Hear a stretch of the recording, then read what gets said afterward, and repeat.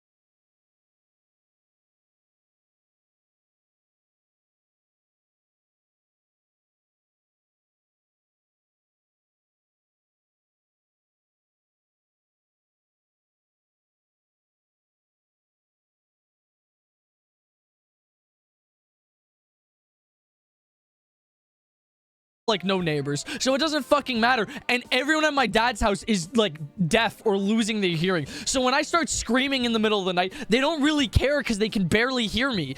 But and at my mom's, I have my room, like, bro, me and my dad built a reinforced fucking wall, and this entire room is covered from fucking top to bottom in acoustic foam to drown out my screaming as much as possible. What am I gonna do when I'm in Japan and I'm in a tiny fucking apartment that I can't do that? I just, like, my streams are gonna be like, hey guys, so like, I just got a noise complaint from my neighbor, so we're gonna have to be like a little quieter this stream. You know what I mean? So like, haha, 5 big booms, boom, boom, boom. Bro, that's gonna be the either that is going to be the period where I get evicted and deported from Japan, or I learn how to finally shut the fuck up and be quiet for once. Because I'm telling you guys may be wondering, like, Nakama, have you always been this loud and fucking obnoxious your entire life? Yes. Absolutely. 100%. I remember one time going to family dinner. It was like for Christmas or like someone's birthday or some shit. And we were at this like, you know, pretty fancy restaurant. Fancy if like, you know, in terms of the shitty small town I come from. And I was sitting next to my godmother. God bless her soul. She is such like a wonderful woman. I would not have seen 90% of the movies I did as a child if it wasn't for her, because she would just take me, my older brother, and my cousin out to movies all the fucking time. But I remember sitting next to her, and I'm not kidding you. I'm not even exaggerating. No fucking cap, and not a single ounce of insincerity in my body. I think I talked for an hour and a half about Plants vs. Zombies to her, and she just sat there and listened and was like, okay, Nakama. That's really interesting, Nakama. And I was just like, and then Dr. Zomboss comes, and you guys are on the roof, and you got the watermelon shooter and the corn shooter, right? And then you can use the jalapeno, and like, bro, I just would not shut the fuck up. But to be fair, my nerdy ramblings are what got me a girlfriend for the first time. Because the first girl I ever asked out, I remember like maybe a month beforehand, like her and I had been like really good friends beforehand, but like at this point, like I was really trying to get the ball rolling to like really get to know her. And we were in high school together, and we went to a class, and it was this one class where we really did not have to pay attention at all. Like the teacher just did not give a fuck about anything. So I remember her and I sat next to each other, and I talked about Bloodborne lore for 75 minutes straight. I'd be surprised if I even took a second to breathe, because I just kept rambling about Bloodborne lore. And then a month later, we were dating. So I don't know if she just had short-term memory loss and forgot about that, or she somehow thought it was endearing. But it worked somehow. To be fair, when we were dating, I do remember one time she just talked about the little giblets on her Crocs for maybe 40 minutes. Like, she went into depth about how she got them, why she put them where they are, why she picked the specific one she had. Bro, I knew the lore about her Crocs. It was actually insane. I think both of us just really loved yapping about random nonsense that meant fucking nothing. She is dead now, so, you know, rest in peace. Rip Bozo, literally couldn't have been me. But what is up today, chat? Hussein, or fuck, I gotta stop my habit of calling you Hussein.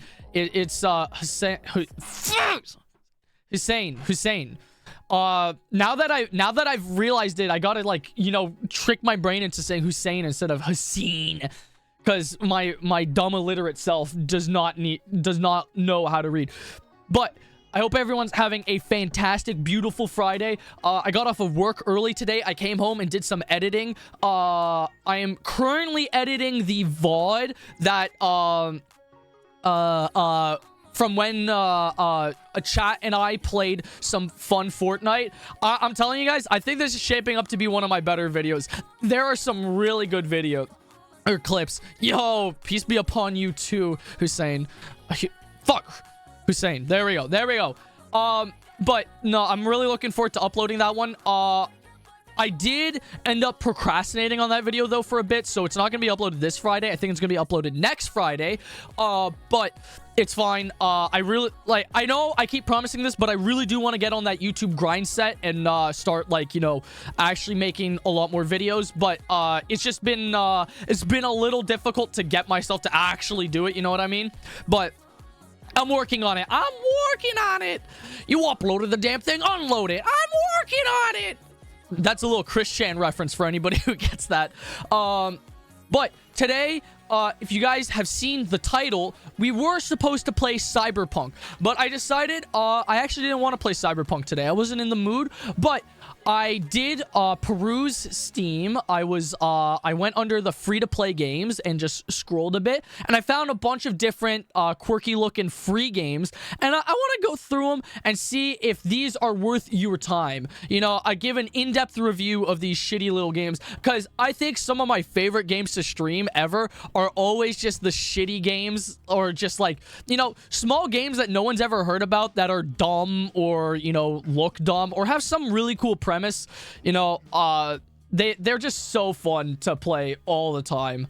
But chat, fuck the shit, fuck. I had something to say and then I completely forgot. What was I talking about? What was I saying? Oh, okay, well, I said oh as if I remembered, but no, a completely different topic. So since I've been doing a lot more editing, right, and I've been you know, watching myself talk for hours on end to edit these VODs down, which, first of all, I gotta say, it's really weird to edit videos because, right, if I'm watching a 5-hour VOD, I'm not going to sit through all 5 hours. What I do is I play it on 2 times speed, so that way the 5 hours becomes 2.5. And then it's really easy to, you know, edit down a 5-hour VOD. See, okay, any VTubers or Twitch streamers out there who want to edit your VODs down, here's the process. Import it, cut down what you want. Immediately just cut off the beginning and end of your stream. Because you don't... When you're editing a YouTube video, it's not a Twitch stream. Don't treat it like a Twitch stream. Treat it like a YouTube video. If you want to play Fortnite, don't keep in the little, like, you know, hour-long segment of you talking. If there's funny bits, turn them into shorts or their own separate videos. You only want that Fortnite bit, okay? So immediately you've cut like 2 hours off your stream. So boom, easy. Now you've got less shit to sit through. Then, instead of watching the entire rest of your VOD, put it on 2 times speed and just listen for when something funny happens. Or if you're doing something that's more like video game based, just watch the game and try and remember what you did that time. And if you've got more of a brain than me, if you want, when you're recording the fucking thing, aka streaming it, write down notes and timestamps for when these things happen. Immediately you can jump to them. I don't tend to do that just because I feel like then I try too hard to be funny, but that's a personal thing. I know a lot of people do, like, write down timestamps. But boom. So then you cut down all of your little clips, and then you've now condensed this 5-hour stream into 20, 15, 10 minutes worth of usable content, and that's when you want to sit down and make your funny goofies. So then you edit your video, and the last thing you want to do, if you're going to do it, is put subtitles. Now, I gotta say, one thing I've recently learned about that is a godsend. Holy shit, I don't know how I ever subtitled videos without this. If you've got newer editing softwares, I don't know if like DaVinci Resolve or some of the other ones have it since I don't use them. So the binging of the stream can be shorts. Well, because that's the other thing. Okay, see, this is my process. So if you guys want to do something, if you guys think, you know, you could do something different or optimize it differently, this is just how I've always done it, and it works really well. But the one thing I've learned, because I have a, like, I have, what version of Premiere do I have? In fact, I still have Premiere open, which I should probably, yeah, I have the newest version of Premiere, 2025.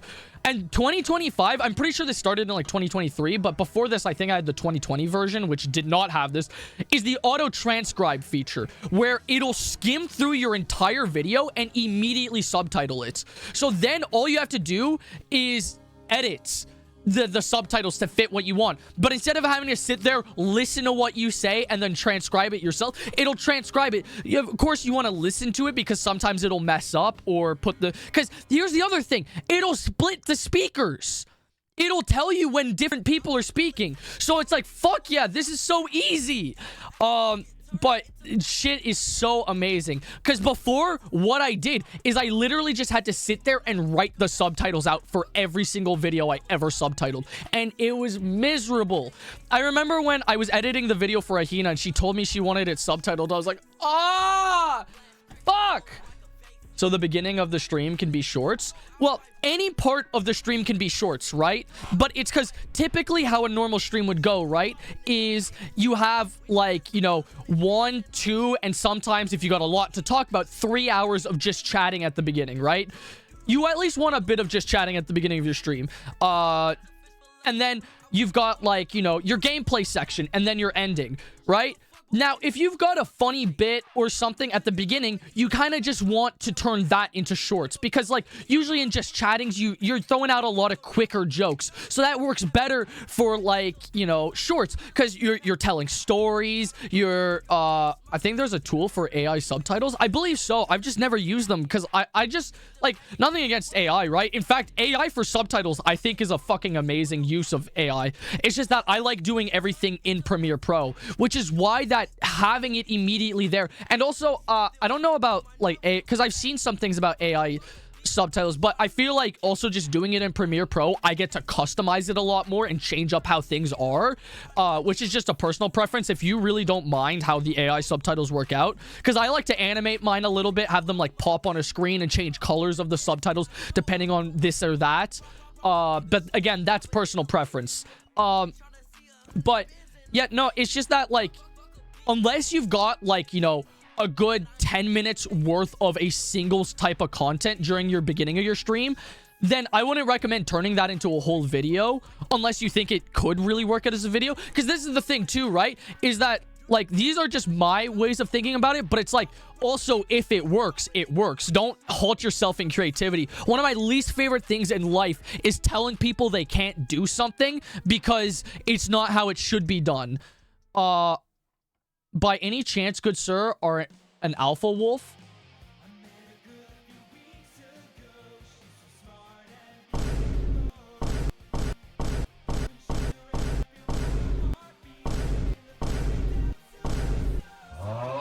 What? You can't be an alpha wolf? I can be a fucking alpha wolf. I can be an alpha wolf. Hold on. Hold up. I was at the road. I was so close to personal growth. Chat, do you guys know what band this is? This is a band called Ninja Sex Party, which, if you guys do not know, Danny Avadani from fucking Game Grumps has a, like, comedy band called Ninja Sex Party, and when I was a kid, I was literally obsessed with this shit. And then I remember, like, as I got, like later into high school, I was like, I mean, they've got some cool songs, but a lot of them are kind of cringe. So, like, I remember going through my playlist and just removing, like, half of their fucking discography from my playlist. I had, like, 100 of their songs, and now I think I have, like, 10, which are just the more catchy ones. And also, yeah, I'm a fucking alpha wolf. So what? Ninja Sex Party sounds like a fake band from Scott Pilgrim. I mean, I think that's what they were going for, was, you know, it's not a serious band, clearly, but it does sound like a band that Sex Bob-omb would fucking have to go against in Scott Pilgrim. Chat, is this... Okay, I feel like I'm the only fucking human on Earth who has never consumed anything Scott Pilgrim related. I've never played the game. I've never watched the comic. I've never read the comic. I've never watched the anime, and I've never watched the movie. Yeah, I know the plot of Scott Pilgrim so well, just because I remember being, like, obsessed with the idea of Scott Pilgrim as a kid. The movie is so good. A little dated, but I know you'd love it. I mean, the thing is, I love Edgar Wright movies. I fucking loved Baby Driver. Like, I can excuse a movie for being corny and bad if it's got a unique style. Which, like, that was Baby Driver. Baby Driver wasn't the best story ever written or whatever, but it was just exuded personality and fucking style. And it was just so good that I was like, oh my lord. Oh my lord. Like, I love Baby Driver just because of how stylized it is. Edgar Wright also did Hot Fuzz, right? And I loved Hot Fuzz. Again, just, like, it's a very, like, uniquely stylized movie that just works. But no, I do have to get around to Scott Pilgrim, because I remember the shit was made for Zoomers. No wonder it bombed when it dropped. Yeah, when did it drop? Was that like a 2010 movie? Or am I tripping? When did the Scott Pilgrim movie come out? Yeah, okay, 2010. I was right on. I was 6. Yeah, no, I remember when it dropped, because I thought it was... Because, of course, being a 6-year-old, I was like, people in video games? But I remember, like, I really, really wanted to read the comics. But the problem was, I was fucking poor. Motherfuckers rather watch racist robots than Peak. Wait, racist robots. Is that like Futurama? What? Oh wait, what's racist robots? Transformers? Oh yeah, they are kind of racist. That's true. Yeah, the Decepticons low-key are just like, fuck those Autobot motherfuckers. The Autobots have to sit in the back of the bus.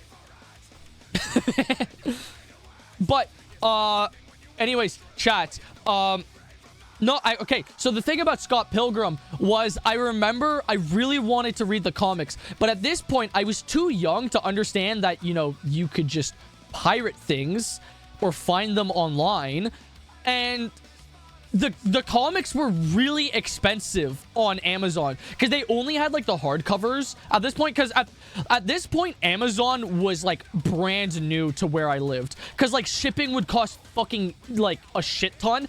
Add that on to having only the hardcovers be available, and it was like $25 a volume. And so I was like, I can't fucking buy these, I'm 6.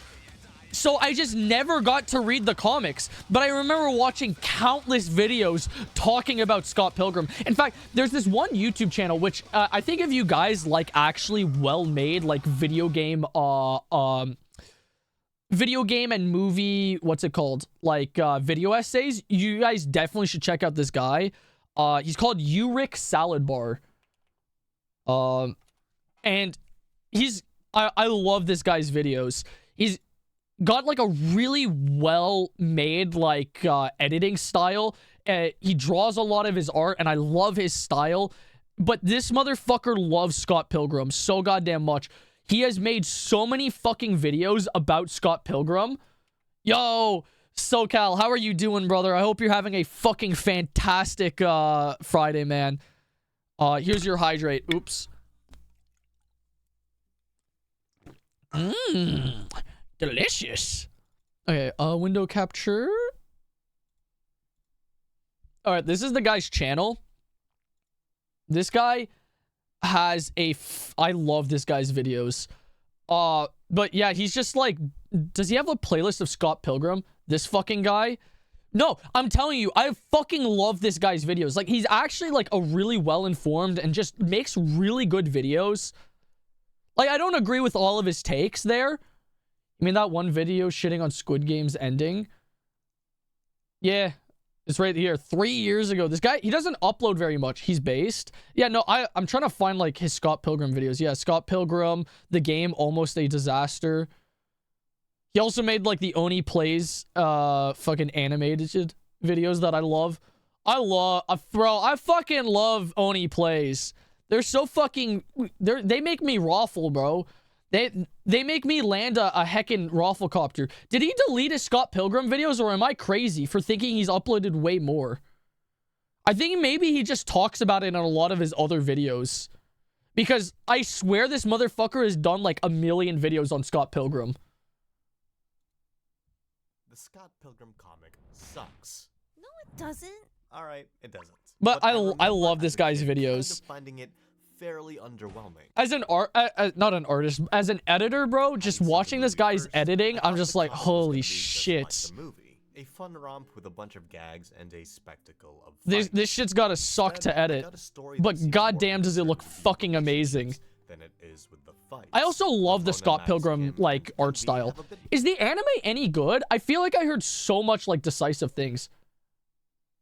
Or respectfully nothing in comparison to the movie. So what about the I keep calling it an anime, like the cartoon. Also, aren't they supposed to do like a season 2, or am I tripping? I feel like I might be tripping. I feel like I might be tripping balls, going a little wacko, a little crazy. Myself to save my soul. The anime is fine. It's like alt universe though. Define alt universe. Doesn't he date like a high schooler though? Isn't Scott a bit of a freak? A bit of a freak on a leash that needs to be put down, euthanized like the dog he is? Like actually beat to death with hammers? I sentence him to be beat to death with hammers. Yeah, no, that's his sentence. Strange move to make since a lot of the fans wanted to see the comics animated. But then they just did their own thing. Huh, okay. I guess that's where all the decisiveness really came from. Fuck, what? Oh, okay. Chat, I was trying to talk about this a fucking hot minute ago, but then I got distracted. Okay. This ties into exactly what I was trying to say. Since I've been editing a lot of my, since I've been editing a lot more of my VODs recently, I've had to listen to myself speak a lot. Bro, how the fuck do you guys put up with me talking? I actually am, like, I need to take public speaking classes. I am so bad at talking. The amount of, I almost just did it again. The amount of times I say like, or you know, or even just put there, like, I've realized, I just said it again. I've noticed even just in my real, like, life, I said it again, that straight jorking my shit to stream like a JOI video.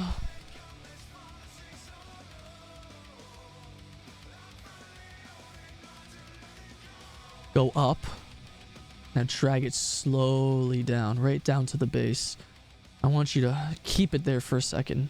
And with your other hand, I want you to cup your balls and massage them a little bit. Now slowly bring your hand back up to the midpoint of your shaft. And then jerk your shit silly style until you come. Come for me. Come for me, big boy. Come for me. Ah! Ah! Ah!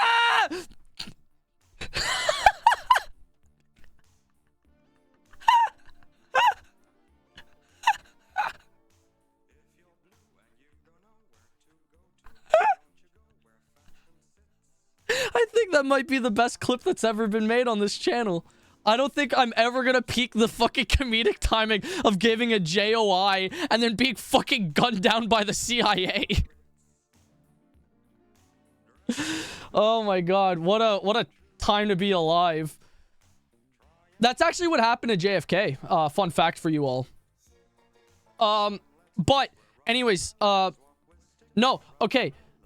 So as I was talking about with just talking, the amount of times I've realized I stutter and just repeat myself a bunch of times, I get completely distracted and it makes a story just completely just intelligent,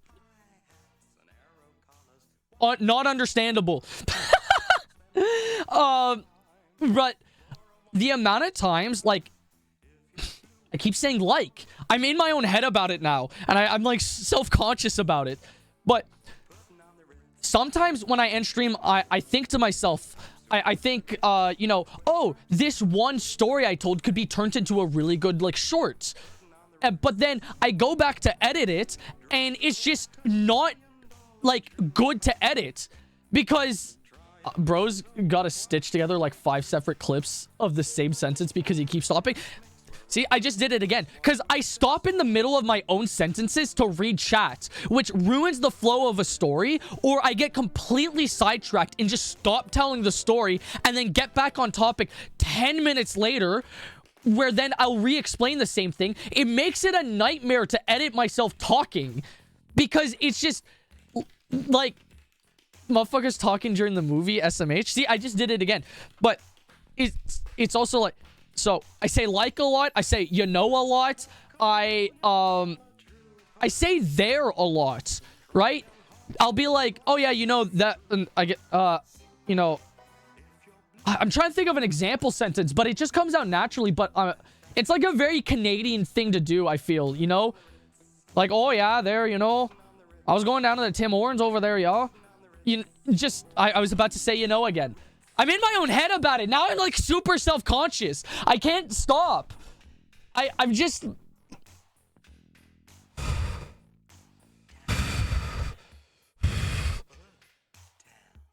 Ah! I need to take actual public speaking classes. It's such a problem. It's actually such a problem. How I speak Nakama stims. I'm starting to think maybe you know, like there. A lot of people since I've started streaming have told me I probably have ADHD. And every time they've mentioned that, I've always been like, no, you know, I enjoy talking and whatever. But genuinely, I think streaming has given me ADHD. Because I wasn't like this before. I used to be a good public speaker. Like, you're just stupid. That's what I always say. But at this point, like... At this point, I'm starting to, I'm starting to believe maybe I do. Maybe I just, like, actually have to go get myself tested for it. Because there's gotta be a cure, because my brain don't work too good. Now, whether that that cure is just, that's the other thing. And then... what you guys heard earlier when I was a cure, right? I do that all the fucking time. But that makes it a nightmare to edit my own VODs. I need to learn how to speak properly. It's actually depressing how bad I am at speaking. Last I checked, you don't have to be born with ADHD. You probably have it. Is ADHD a thing you can, like, get? I thought that was probably a thing you just were born with or not. But it's also the reason I've been trying to get off my phone recently, because I've noticed my attention span is actually bad. Kids are getting it thanks to TikTok. Yeah, no, exactly. It's why I've been trying to stay off my phone so much. And like, okay, I haven't told this story. So I got my new phone right recently, and that's another thing I say is right. Like, to confirm that you guys understood, I keep saying like. I keep saying right to see if you guys are on the same page as me. Even though, you know, that's something normally you'd say in a real conversation where someone could answer back. But, I got a new phone, right? I got a new phone. And because of that... I had to re-download all of my apps and stuff. But one thing I forgot to do was re-download all of my music for when I go to work and listen to music. So I go to work with a brand new phone and like SIM card and whatever. And an hour into my shift, I get a text message from my provider saying, you know, hey, you've used up 90% of your 20 gigabytes.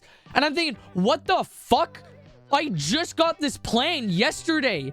How have I used almost 20 gigs of data? It turns out that for some reason, even though I had the checkbox off for downloading music on data, it just would not stop. And then because I have 4,000 songs on my Spotify, which is almost 30-40 gigabytes worth of music, because I also have it set to download at the highest quality, because I want the highest quality music. So, it just fucking tanked my data plan. And because of that, I've had no data at work. I've just had to, you know, raw dog it at work. But, you know, on the first day, I figured I can go a month without data, right? It's only 8 hours a day that I just have to go without internet. It's not like I've been using my phone on breaks or whatever. I've been trying to read books. I've been reading American Psycho recently. And it's a really good book, so, you know, that's fine. But I have found myself genuinely tweaking at work. I'm just like, I fucking want to check. Love how my Spotify takes up the most storage on my phone because it keeps downloading all my songs. No, I mean, I have it purposely to download, right? Because, you know, I don't use... The thing is, I have 128 gigabytes worth of storage on my phone, but I've never gotten close to using that. Here, hold on. Let me go to my storage on my phone. Okay, iPhone storage. So, on my phone, I have 50 gigabytes free. And I have 50 gigabytes free out of 128. 77 gigabytes are used. In which of that, a majority... okay, 70 gigabytes are used on my phone. Do you guys want to take a wild guess how much Spotify has taken on my phone? All right? Just a random guess of how much of 70 gigabytes is Spotify music. All right? Because I'm telling you guys won't be able to fucking guess it. Because it is 42.47 gigabytes worth of music, which leaves 30 gigabytes to everything else. Which my second most downloaded thing is photos with 3 gigabytes. I have more music than I do pictures. Well, actually, hold on. I have 17,000 like videos and pictures on my phone. Most of them are all just memes. Almost none of them are actually pictures. Because I just don't... The thing is, I have a camera, right? So, if I want to take pictures... If I want to take a good picture, I'm going to take it with my camera. Because I like to take my camera around when I'm going out, like, actually in public to where, you know, you find places. Because if not, if I just want, like, a quirky little picture with my friends or of something funny, I'm just going to use my phone. But very rarely do I do that because I just have my camera around. And I think taking pictures on a camera is more fun and they turn out better. So it just doesn't fucking matter. I got like 19 pics of red arrows and circles with transparent backgrounds. See, I just have those on my computer because I fucking hate editing on my phone. The only time I ever edit things on my phone is if I think of a meme and I know I'm not going to remember this later. So I edit it quickly on Memematic. Besides that, never. But a lot of my pictures... Hold on, let me go to my camera roll. Let's see the last time I took a picture of anything that wasn't memes. I mean, I just took pictures of the page in American Psycho where they do the business card scene. Where's the last time a picture of me and or my friends was taken? Still scrolling. The last time a picture of me was taken was November. But besides that, it's all just memes. I only edit on my phone so I can use it mid-convo. I just send it to myself on my phone. Is that pic of you naked and oiled up? No, it's a picture I took of myself for like a profile picture. And I am fully clothed. In fact, I'm wearing a toque, a jacket, and like everything. Because I was outside and it was fucking cold. Okay? Shoot me. Sue me. Oh my... Okay. Chat. I wanted to tell you guys this story. This fucking weather, bro. It is bad, bro. It has been really fucking bad. But, okay. The other day at work, I think this might have actually been yesterday. I was sitting down during lunch break, and I was reading American Psycho, as I do, right? And I'm like... I'm reading this, and it's going well. It's going good. You know, I'm entranced in this world. I'm having a great time reading it. It's a very well-written book. And then from my left, I hear like, and I'm thinking, what the fuck is that? And I look over to my side, and one of my coworkers is just watching a video on Facebook of pigs being gutted and murdered. And I think, okay, that's fucking wild. And so I go back to trying to read, but I'm not even kidding you. He's got this shit on full blast so the entire cafeteria can hear this. And it goes on for like 3 minutes. So I'm trying to read American Psycho, and all I hear is, and it's just like, Jesus, dude. What is so interesting about these fuckers being gutted alive that you need to watch it for that long? I love when it's already cold as shit and they have to walk down a street past traffic and have the cold air blast my face like nice. Bro, no, genuinely, I've said this a million times. I think literally every Canadian can agree. The winters are not bad here when it comes to cold. It is only the wind. Like, it could be minus 25, even down to minus 30. Of course, it's cold outside, but nothing a toque, a jacket, a sweater, and, you know, gloves won't fix. But that fucking wind is brutal. It is just actually disgusting how much worse the wind makes it. Like, a winter's day where there's no wind is just fine. I don't mind it. In fact, like... You know, a lot of people hate the snow. I think I like the snow. It's beautiful to look at. You know, you can make snowballs and have fun in it. There's a lot of fun winter activities you can have. But the second that wind happens, I wish I was living in the fucking Sahara. Pigs disgust me? Yeah, but you're Muslim. Of course pigs disgust you. It's like part of your religion or some shit. You know, for a long time, I thought that, like, Muslims and Jews didn't eat pork because they thought it, like, the pig was a, you know, sacred animal. But it's actually because it's a disgusting, dirty animal. What about the rain? I like the rain. The rain is fine. It's calming. It's nice. You know, if it's a slight drizzle, I enjoy walking out in the rain. Like, no weather really bothers me, but the cold winter wind is just so fucking brutal, man. If you have never experienced like a Canadian or, you know, northern hemisphere winter with bad winds, you guys will just not be able to understand, because there is no way to explain just how miserable they are. I must be Muslim the way I'm not eating out your mom. Bro, eating out a woman is so fucking fun. The first time I did it, I thought like, oh, you know, it's just hot because it's a woman's vagina. No, that shit's just fun, bro. It's just a fun thing to do. I just be down there like, you know, I just be down there like figuring out all her weak spots like a fucking Mario enemy. Also, what's up, zombie? Sorry, this is the conversation you walked into. VR chat sex doesn't count, Nakuma. No, I'm talking about real IRL sex. I know you guys aren't gonna believe me, but I am a certified sex haver. You guys can all unfollow me now. I know you guys don't. Not with boys. The fuck? No, I'm not eating out bussies, bro. Unfollowed? Yeah, I knew it. I'm about to watch my viewership tank from 735 to 0.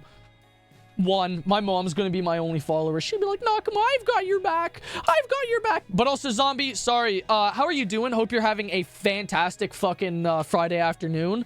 We're just talking about whatever I want to talk about. Also, speaking of coworkers, bro, I was in the bathroom taking a massive fat shit. You know, just an absolutely unholy fucking fecal matter in that toilet.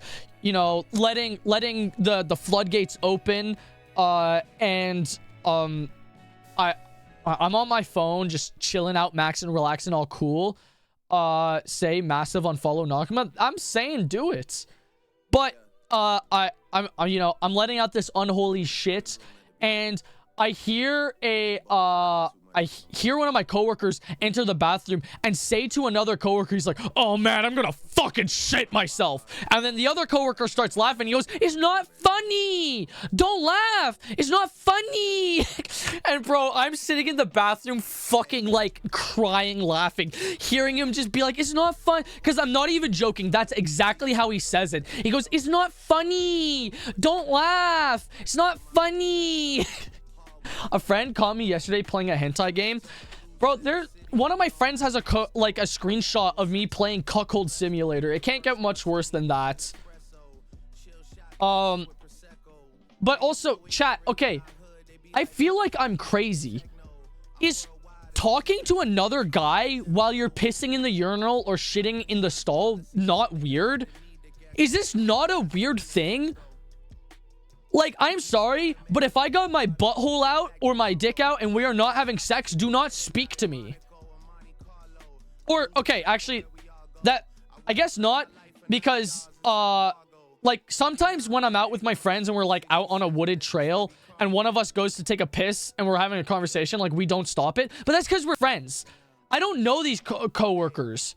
It's called a conversation. I don't want to have a conversation with you while I've got my dick in my hand. Right? Like, don't talk to me. I'm sorry, but I think that's so fucking weird. But everybody at work just insists on talking to you while you're just pissing or shitting. It's so fucking weird to me. I don't want that. Like, it actually makes me so uncomfortable. I'm like, shut the fuck up. Can you not wait till I've zipped it up? I mean that isn't like I've zipped up my own pants, not zip him up after I've finished sucking his big fat willy. You know what I mean? But dick in hands, some weather, huh? No, exactly. That we'll be taking a piss and they're like, hey man, Jessica's being a real bitch, eh? And I'm just like, dude, can this not wait? On hand? How the hell are you pissing? Do you not hold your dick to aim it when you piss? You just like hands behind your head, just freeballing that shit? talk at the sinks like Christ. Exactly. Just any time when I'm not taking a piss. Like, I remember one time I was taking, like, I had really bad diarrhea, and I was saying the wildest shit of my life, fighting for my life in the work bathroom stalls. And this one coworker comes and sits in the stall next to me, and he starts talking about his girlfriend who has cancer and how it's been really hard on his family and how, like, you know, it's really taken a toll on their relationship. And like, you know, I'm just sitting there and I'm fighting for my life because in my mind, I'm thinking it would be like horribly disrespectful to keep shitting as this guy is telling me about this story. But like, bro, I have to shit. Meanwhile, my coworker's in the other stall letting that shit loose like he's talking about the fucking Yankees game yesterday. You know, he's like, yeah, my girlfriend, you know, she's been diagnosed with skin cancer. And then all you hear is... and I'm like, Jesus, bro, chill. Can we not talk about the hockey game last night? Like, is this really the conversation to be having? Bro's talking about the relationship while you're worrying about the relationship between your two ass cheeks, RN? Exactly. Aim? How, what the fuck? How do you piss? How do you piss, Hussein? Like, the only reason I could understand not aiming when you piss is if you sit to piss, which I do all the time, so I get that. But, like, if you're standing to take a piss, you have to aim it. You have to have your little tinkle machine in your hand, right?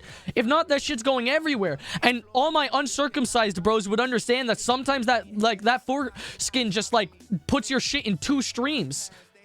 One straight on Asian toilet. Oh, do you have one of those squat toilets?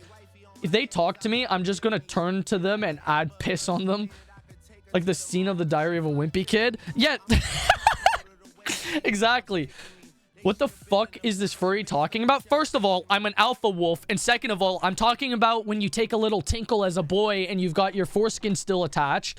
And... sometimes that causes your piss to come out in two separate streams and neither of them will hit the toilet. You'll just piss on the floor on two different angles. It's a guy thing. You guys wouldn't understand. But Lottie, how are you doing? I'm sorry this is the conversation you walked into. I was talking about how my coworkers at work just insist on having conversations with me while I'm trying to, you know, pee at work. And like, you know what the worst part is?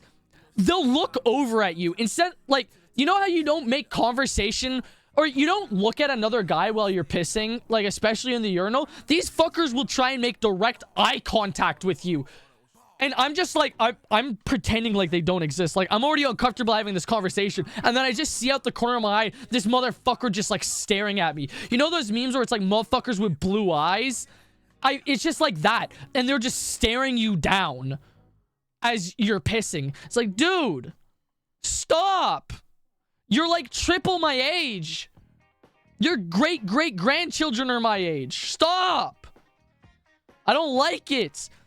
Speaking of eye contact, one of my friends was telling me about a technique. So, you know how some teachers will come over and start explaining something you already understand, so you kind of just want them to go away? My friend explained his perfect, flawless technique to get teachers to go away every single time, and it would to literally just make unbreaking eye contact with them. Like, I'm telling you, he would go like a minute and a half without blinking and just stare at them straight in the eyes, and they'd be pointing at shit on the paper, and he just wouldn't look down. He would just continue to stare at them, and eventually it would make the teachers so uncomfortable that they would just walk away. And if that is not the biggest fucking power move I've ever heard of, I have no idea what is. That shit is such a boss fucking move. I had nothing but respect for this man. Like, that is just fucking amazing. Another thing, this is completely off topic. It's literally just about school teachers. I remember one time we had this math problem about, like golf, right? And we had to, it was one of those long form questions where you had to figure out the trajectory of each, like, you know how golf has different, like, putters, right? Or golf clubs. we had to, like, you'd be given a math equation and you had to solve for the parabola and distance and height and whatever of how far the golf ball would go for each one, and then figure out the most optimal amount of swings with like which putter you'd use in which order. And it was a really simple and easy, like, big thing, but it was worth a lot of our grade. But I remember the teacher spent the entire first class of that where she pulled a kid out from his other math class. Like, he wasn't even in our math class. He pulled him out of his class and wasted our entire first day working on this project just for him to come sit and explain the rules of golf to us. And none of it ended up being, like, helpful. Because, you know, he's explaining what the tuff is, the green is, the pits, the water, and whatnot, what different putters are for. But none of it is needed because all the information you need is on the math question, right? You could assume what golf is about just off of this. But she wasted an entire 75-minute class just explaining what golf was to us. And it was the most awkward shit ever. Math was already bad enough. Now they collab with the worst sports. Exactly. I mean, okay. Low-key flex, I didn't struggle in math at all. Like, math was just... like, I didn't get exceptionally good grades in math, but that was just because I didn't fucking care. Right? But it was never something that was stupid hard for me. I could just do it. But that explains a lot of my high school career, right? Like, I was very thankful to have a really good time in high school. I had really good friends throughout the entire thing. I was never really bullied. I wasn't a very anxious or socially awkward person, so school presentations was nothing for me, and I just got good grades. I never really struggled in any classes. Math is boring and tedious, just formulas and pattern recognition. I mean, the thing is, if you view it that way, I can understand, but to me, it was like just putting together a puzzle, which I enjoyed. Like, as long as I viewed it like that, I enjoyed finding the solution to something. Don't get me wrong, there were certain... I fucking hated doing vectors. When we had to do vectors in class, like, the thing is, if you looked at my math grades, you could tell when I was interested and thought the thing we were doing was cool compared to when I thought it was boring and fucking lame. Like, when we were doing parabolas and graphs and algebra, I thought that shit was really cool. So I did really well in them. When we were doing, like, trigonometry, I thought that was interesting, so I did well in them. But then when we started doing shit like vectors and like, you know, other stupid shit like that, I stopped caring, so my math grade went down. Like, in fact, it went down so much that I actually failed my last year exam. But I was very lucky because of COVID, our exam, instead of being worth 50% of our mark, was only worth like 10%. And I just did so well in the rest of the year that my exam, it didn't fucking matter that I failed because I still passed with like an 87.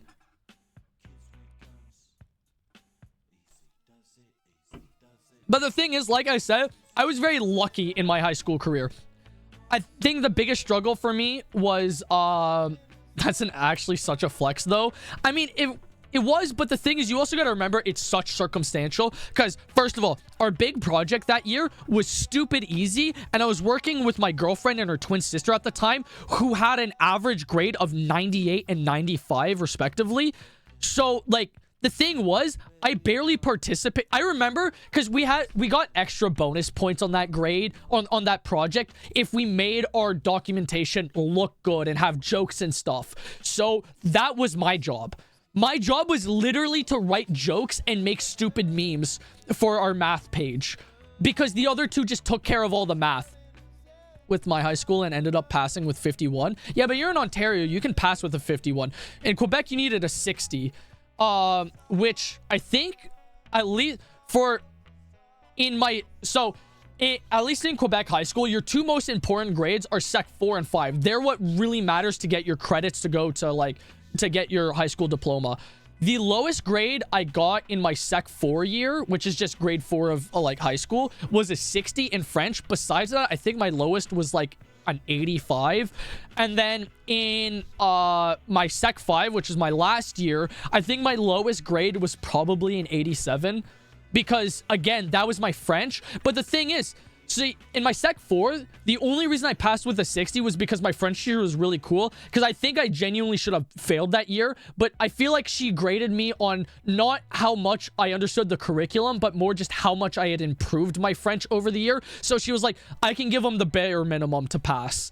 So that got me the bare minimum to pass. And then in my Sec 5 year, my teacher literally just like felt pity for me. And I don't mean that as in my French was bad. I mean that is in I broke my shoulder, had to get surgery, and she literally just pity marked me throughout the entire year. And that got me an 87. Because I remember she was super strict about not letting kids go to the bathroom, but I remember when I figured this out. Because, you know, post-surgery, for some reason, I'd get, like, really itchy on my shoulder, so I'd be scratching it a lot. And I walked up to her, and I was just scratching my shoulder. And she, I was like, oh, you know, est-ce que je peux aller à la toilette? Which just means, can I go to the bathroom? And she's like, oh, oui, no, come on, oh, oui. And I remember she even spoke English to me. She was like, take as much time as you need. Your shoulder must hurt. And I was like, it doesn't. But you know damn well I am going to exploit this. So anytime I wanted to go to the bathroom, I just grab my shoulder. I'm like, you know, my shoulder just hurts a little bit. Like, can I just go grab some Advil from my bathroom? And then I just go fuck off to the bathroom and play, like, Angry Birds on my phone or scroll, like, Twitter. And, like, I took full advantage of that. And then she ended up just grading me very well. On that. Also, it helped because the thing about French exams that really sucked is one big part of your French exam, Mark, was your oral. And not just how well you could suck off the teacher, but just how well you could speak. But the problem was, it was always something I wasn't interested or knowledgeable in. So I didn't fucking care about it.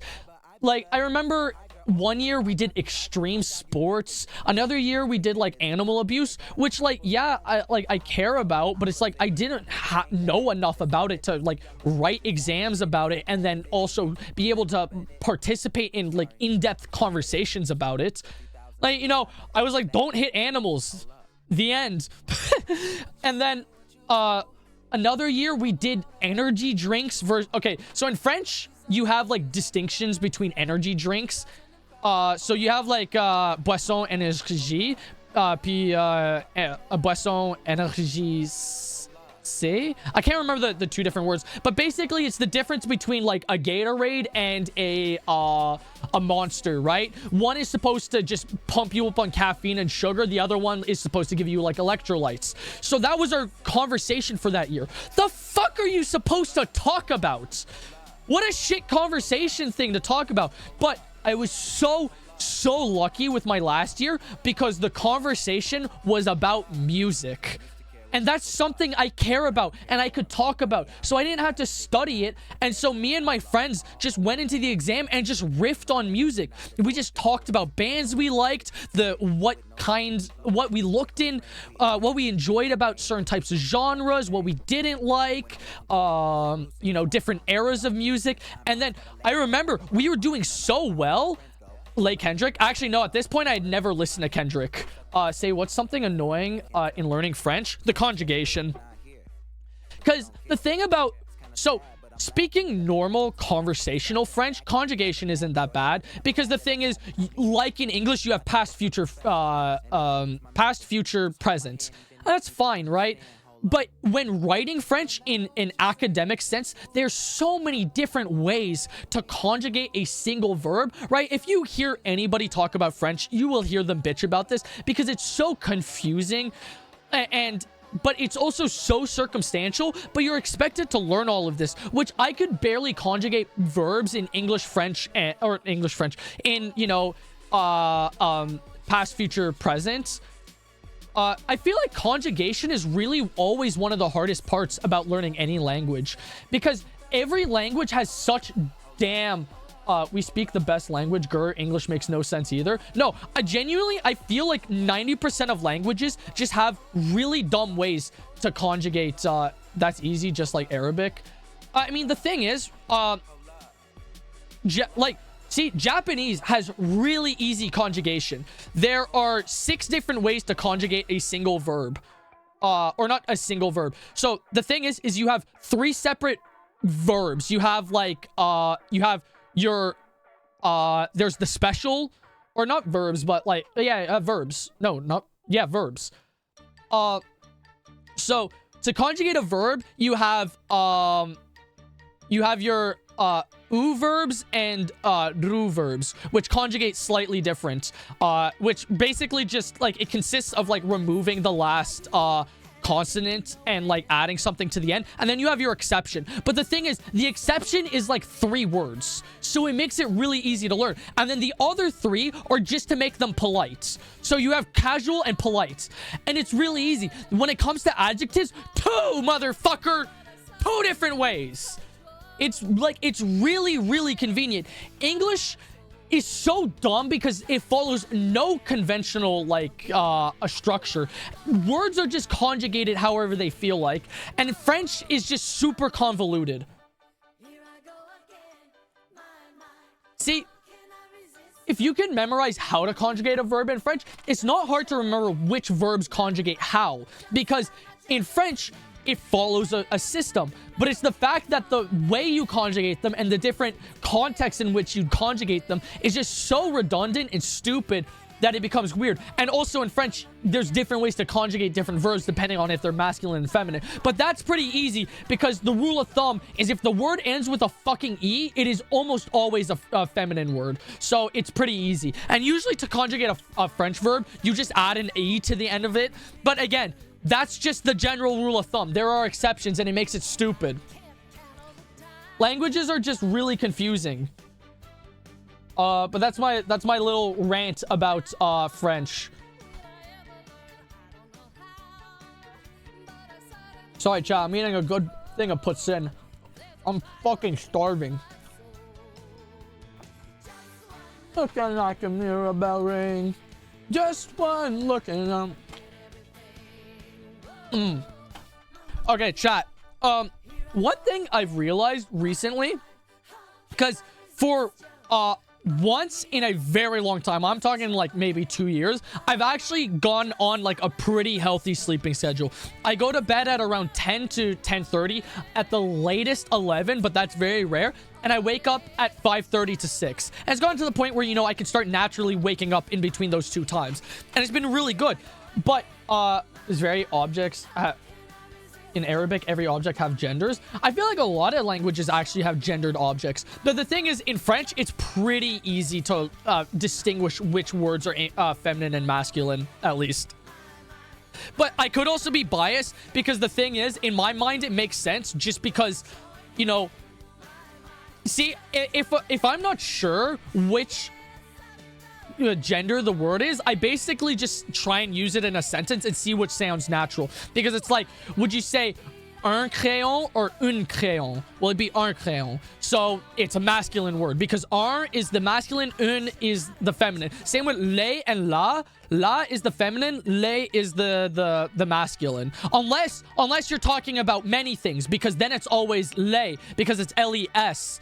And no matter, the thing is, if you have a group of people, right? If you're talking about a group of objects, a group of people, a group of anything, and let's say literally everything in that group is feminine, excuse me, except for one masculine thing, it immediately becomes masculine, because that's just the way French works. Or no, I think that's for grouping people, because grouping objects would go off of, no, like, whatever the thing is. But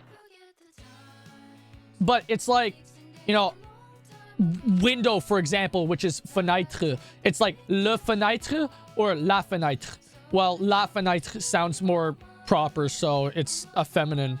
I could also be wrong, but that's my general rule of thumb for trying, is I literally just say it. Oh, LeBron is not LeBron. No, see, but that's his name. It's not LeBron, it's LeBron. It's a name.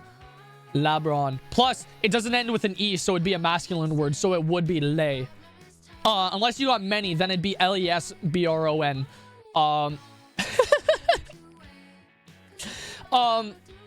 Fuck. Oh, chat. Okay.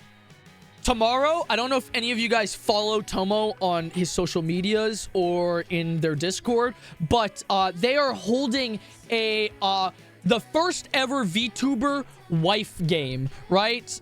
Which I'm pretty sure is going to be like a date or host type thing, but for like VTuber, like female VTubers. And let's just say our goat, our best friend, Ahina Hayama is going to be participating in it. So tomorrow's stream, we're supposed to be playing Zenseless Zone Zero, but I do want to stream their event for a bit. Bro, I just devoured like 8 ads, like what you said for the past 3 minutes. Damn, the Yapuma be yapping. What's up, Azure? How are you doing, brother? Hope you're having a fantastic day. And also, Pockets, you're not subbed? Fake fan. Fake founders badge. You deserve to be executed. Wait, do you not have the founders badge? Fake fan. You deserve to be executed. But hello, Azure. Hope you're having an amazing Friday. Yeah, I just be yapping. But, what was I saying? Oh, yeah. Ahina's going to be in Tomo's, new phone. Why do you have 3 separate accounts, Nada? This is fucked up. This is the 3rd one. Just write your password down, motherfucker. How do you forget your password so often? What is this shit? You're a fake tober. You've done real live streams. You've done real life live streams? That would make 90% of VTubers fake Bro, Nanners have done them. Has Hoshu Marine or whatever her name is never done like hand cam? I keep making fun of you, but don't even show up. Bro, you say that, Pockets, but Nada is legitimately here more often than you are. I was actually thinking about this today. I think Pockets has fallen off as having like the most amount of watch hours. I genuinely think Nada might have the most amount of watch hours of any one of my viewers ever. Because Nada, thank you, Nada, for the 3rd follow. That's kind of fucking crazy. But I think if you looked at between all 3 of his accounts from the time he followed, because Pockets used to watch me a fuck ton. Pockets used to watch me a fuck ton back in the day, but the problem was Pockets then got a life and went into school or whatever. You know, summer was over. White boy summer was over. And so he stopped watching me as much. But Nada has always fucking been there since the FNAF streams, and this motherfucker just sits here and just watches my streams all the goddamn time. Chat, my other phone with my other account is broken. Do you not have the fucking accounts, like, password saved? Like, what the fuck? No? Are you stupid? And also, do you not have, like, the phone backup thing where it transfers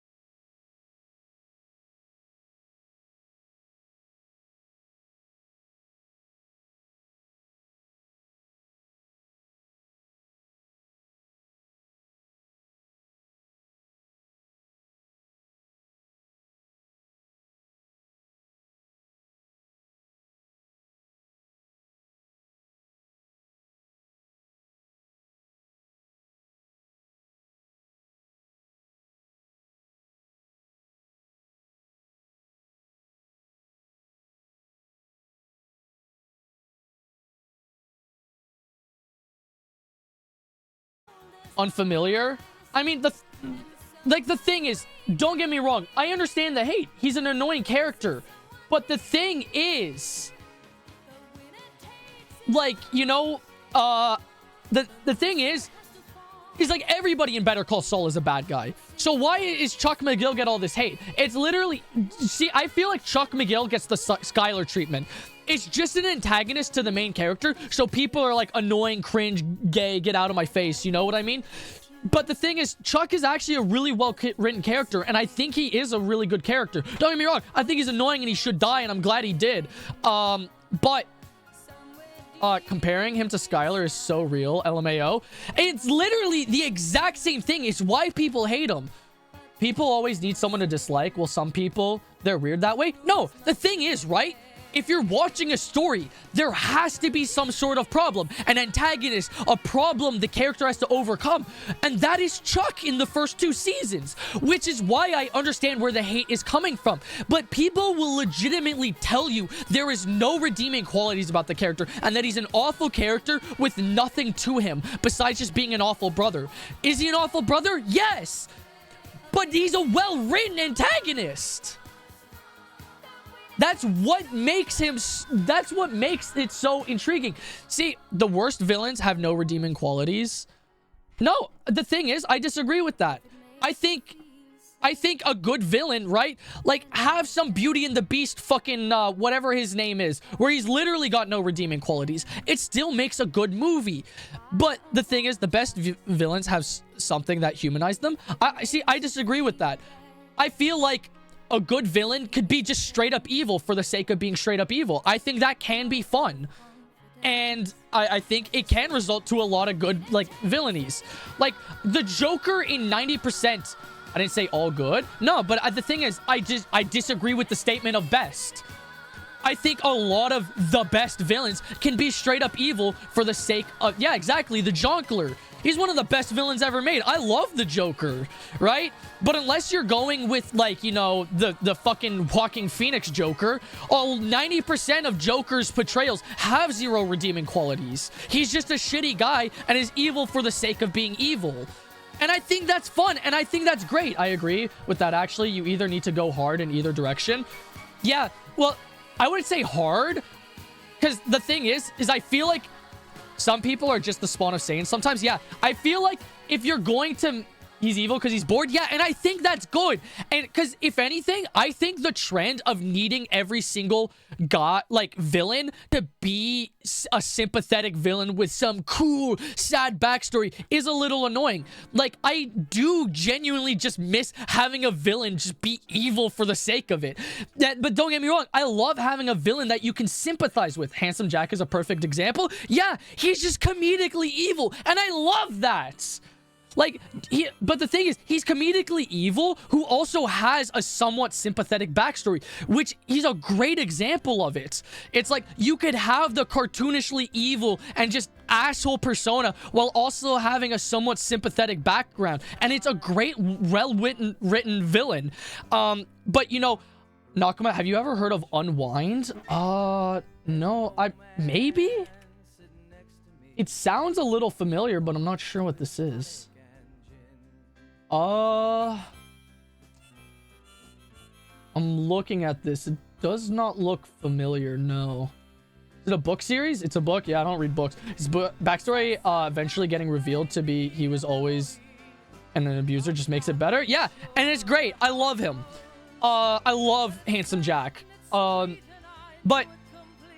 like, I feel like if you want a sympathetic background, if you want a sympathetic backstory, you can't try too hard, because I feel like that's what made a lot of sympathetic, you know, relatable villains so corny and annoying, was it was trying too fucking hard at it, because they'd try and write a villain that was just comically evil, but be like, hey man, they've got a reason. It's like, no, fuck off. Just give me the comedically evil villain. Hey there, Batman. I'm gonna pour acid down this innocent landlord's throat because I'm an asshole and I want to oppress the already oppressed landlords more than the renters can rob him and not pay the fair and justified rent. Exactly, and that's fun. From WoW, a talking fish is a good villain. What? I have no idea who that is, but I'll take your word on it. See, like, they want you to forgive them. Like, my brother in Christ, they just blew up an orphanage. The fuck you mean he had a bad childhood? But the thing is, it can be pulled off well. Like, the first Joker movie, there is no denying that Joker is a bad fucking person, an evil monster. But you could understand where he was coming from. And he was a sympathetic villain. Sometimes when they make a villain evil with a cause, they think it's good. Either works so well or lands so badly. Thanks being a bad example. Count Dooku being a good example. I don't remember anything about them. Thanos. Yeah, no, see, Thanos was just like, oh, boo-hoo, my fucking family died, or my, like, yeah, no, like, Thanos did not need a sad backstory. Thanos was a better villain when he was just a comically evil guy. Like, that was just a fun thing. Joker causes riots that lead thousands to dead and shoots a guy on live TV. Nakama, I get it, though. See, but the thing is, I don't get the murder, but you can understand, like, did you not fucking watch the movie? Are you actually stupid? The fuck? They literally said he was abused by his mother and all of his boyfriends. He had untreated, like, schizophrenia and other mental health issues, and he was abused by the system. I'm not saying I justify what he did, but you can understand where he's coming from. You can understand what led him down the path. See, that's what makes a good sympathetic villain, is not trying to have you go, oh, but I do the same thing. No, but have you understand where they came from, why they do the things they do. Thanks. Thanos was like, wiping out half the world will make things better. Objectively wouldn't. What about American Psycho? But American Psycho is not supposed... See, American Psycho is a satire, right? It's not... You're not supposed to feel bad for the guy. The whole thing is about this comically rich, pompous asshole who has literally everything handed to him on a silver platter and is just a fucking evil guy. Right? It is a satire of the yuppie culture from the 90s.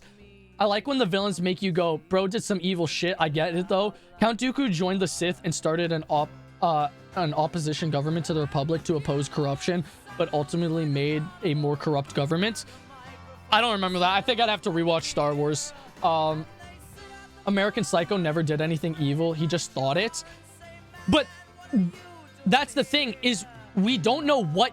See, but that's the thing, right? We know he didn't kill Paul Allen, but we don't know, because this is the other thing about American Psycho, is we don't know what's happened before, what's happened afterwards, and we don't know what is real and what doesn't. The only thing that can be confirmed that he did not do was kill Paul Allen. We can assume he didn't kill the prostitutes in the way it was portrayed, but we don't know if he did or did not. And shooting the police car, oh yeah, that's true, like the comically evil shit. But we don't know what he's done before and after. We don't know if he actually killed the homeless guy. But the thing is I feel like the books give a way better insight to how he is just actually like an evil person, right? Like, I mean, also you gotta remember, Patrick Bateman in the books does drug up like another woman so he could sexually abuse her, right? While he cheats on his girlfriend. Did he ever play Dark Souls, or was it in his head? I'm not sure. He's an unreliable narrator is the trope. But the thing is, I feel like the American Psycho, like unreliable trope, or unreliable narrator trope is done so well. I like genuinely, because like I said, I've been reading the book for it. And I gotta say, the book is so much better. It is genuinely such a good book because, first of all, it's told from Patrick Bateman's perspective, which I feel like leans into the more unreliable narrator perspective so much harder, and it really emphasizes what it is. I know I never saw it either. I've watched the movie like 3 times. It is a really good movie, but I feel like just the book emphasizes how much of a pompous asshole he is, right? Like, he is just horribly misogynistic and sexist, racist, whatever, but he always grandstands about everything, right? Like, there's that whole, like, you know, he's such an asshole. Like, he's always objectifying women. There's this one scene where all of his friends are in this, like, restaurant together and interchangeable with everyone else. Yeah, that too. Book doesn't have buff naked men on screen. Can't read it. Are you looking to listen to Unwind. Fucking maybe if I remember about it. What's it about though? I might not be interested. I'll see. But that'll be a maybe. A hard maybe for me. But the other thing is too, I'm a really fucking slow reader, so it, like, even if I did want to read it, it'd be fucking ages. Like, because I have American Psycho to get through, then I have the author themselves. My favorite villain is the one from 50 Shades of 50 Shades of Grey. Yeah, 50 Shades of Grey is fucking wild. I've only ever heard about it, but that shit is wild. Is it true that it stemmed off of fucking, like, Twilight fan fiction? But, the thing I love so much, like, I need to get back into reading, not read much since starting work. See, what I do is I read on my breaks, because I've been trying to get off my phone, so I've been trying to read a lot more often. But back to American Psycho, like, it's just, I love the perspective of Patrick Bateman, because you could, like, Patrick Bateman in the movie is very materialistic. But what I love about the book, and it's such a fun satirical writing style, because it's like every time Patrick Bateman is describing a character, he'll be like, oh, he's this character, he's this rich, and then he describes all the like designer clothing that character is wearing. Like, he names brands, the type it's wearing, and then he'll comment on whether it's good expensive, bad expensive, whether the guy's fat, whether this or that. He comments on women's bodies a lot. So it really emphasizes just how shitty of a person this man is. 13 to 18-year-olds can get unwound against their own will. And if the parents sign the paperwork to have them unwound. What define unwind? Have you ever read Battle Royale? I'm going to read it soon. Is that what the Japanese movie was based off of? I didn't know it had a book. Mid-ass books. Y'all ever copped Amulet or Bone? Book! Bro! Bone was the shit! Bone was the shit, man! Holy fuck! I loved Bone so fucking much. When you said that you want to be a lizard wizard, do you want to be a silly guy or an evil guy? Write me how you feel I am deserved. This is up to you. Nakama, the man I know, a skinny twink who wears Hot Topic clothes, cheap Hot Topic clothes, the Goodwill store, Patrick Bateman talking about his favorite VTuber. No, he'd be like, Nakama, he's a poor guy from the slums. He's wearing a cheap pullover hoodie, a cheap pullover hoodie that he bought from Walmart. Underneath that, he is currently still wearing his work shirt, which he got for free as a hand-me-down from his old co-workers, that he works at his poor minimum wage job. I cannot help but feel bad for the man. And his ripped jeans, along with his socks which have a toe hole, with his Fruit of the Loom, his cheap Fruit of the Loom socks which have a hole in it. Can I make some serious suggestions? Book club in the Discord. Actually, you need a couple books? No, it's literally just that I did not change. Like, I got home from work and just started editing. Like, trust me, I don't need. And in fact, the ripped jeans are like, these are good jeans.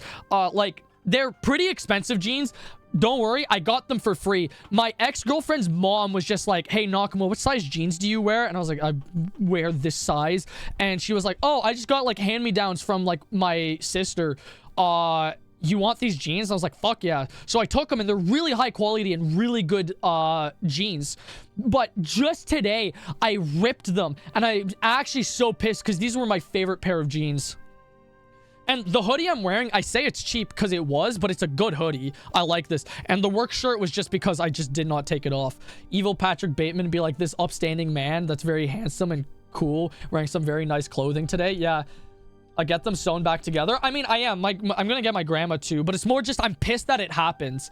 It'll add character. Yeah. But not like I said many times, I don't want to talk about this much just because I feel like you guys have heard me talk about it. But I do not need money. I do not stream for it. I do not care for it.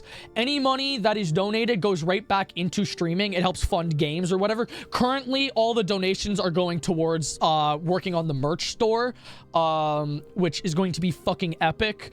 But besides that, like, genuinely just never, like, I just do not ever want you guys to feel like, you know, I need the money. Oh, I'm not gonna make next week's pay. Like, you know, I work a job that pays me pretty well. I don't pay much rent because I live with my parents. Like, I am doing well. The only thing you are doing by donating is helping to fund streams.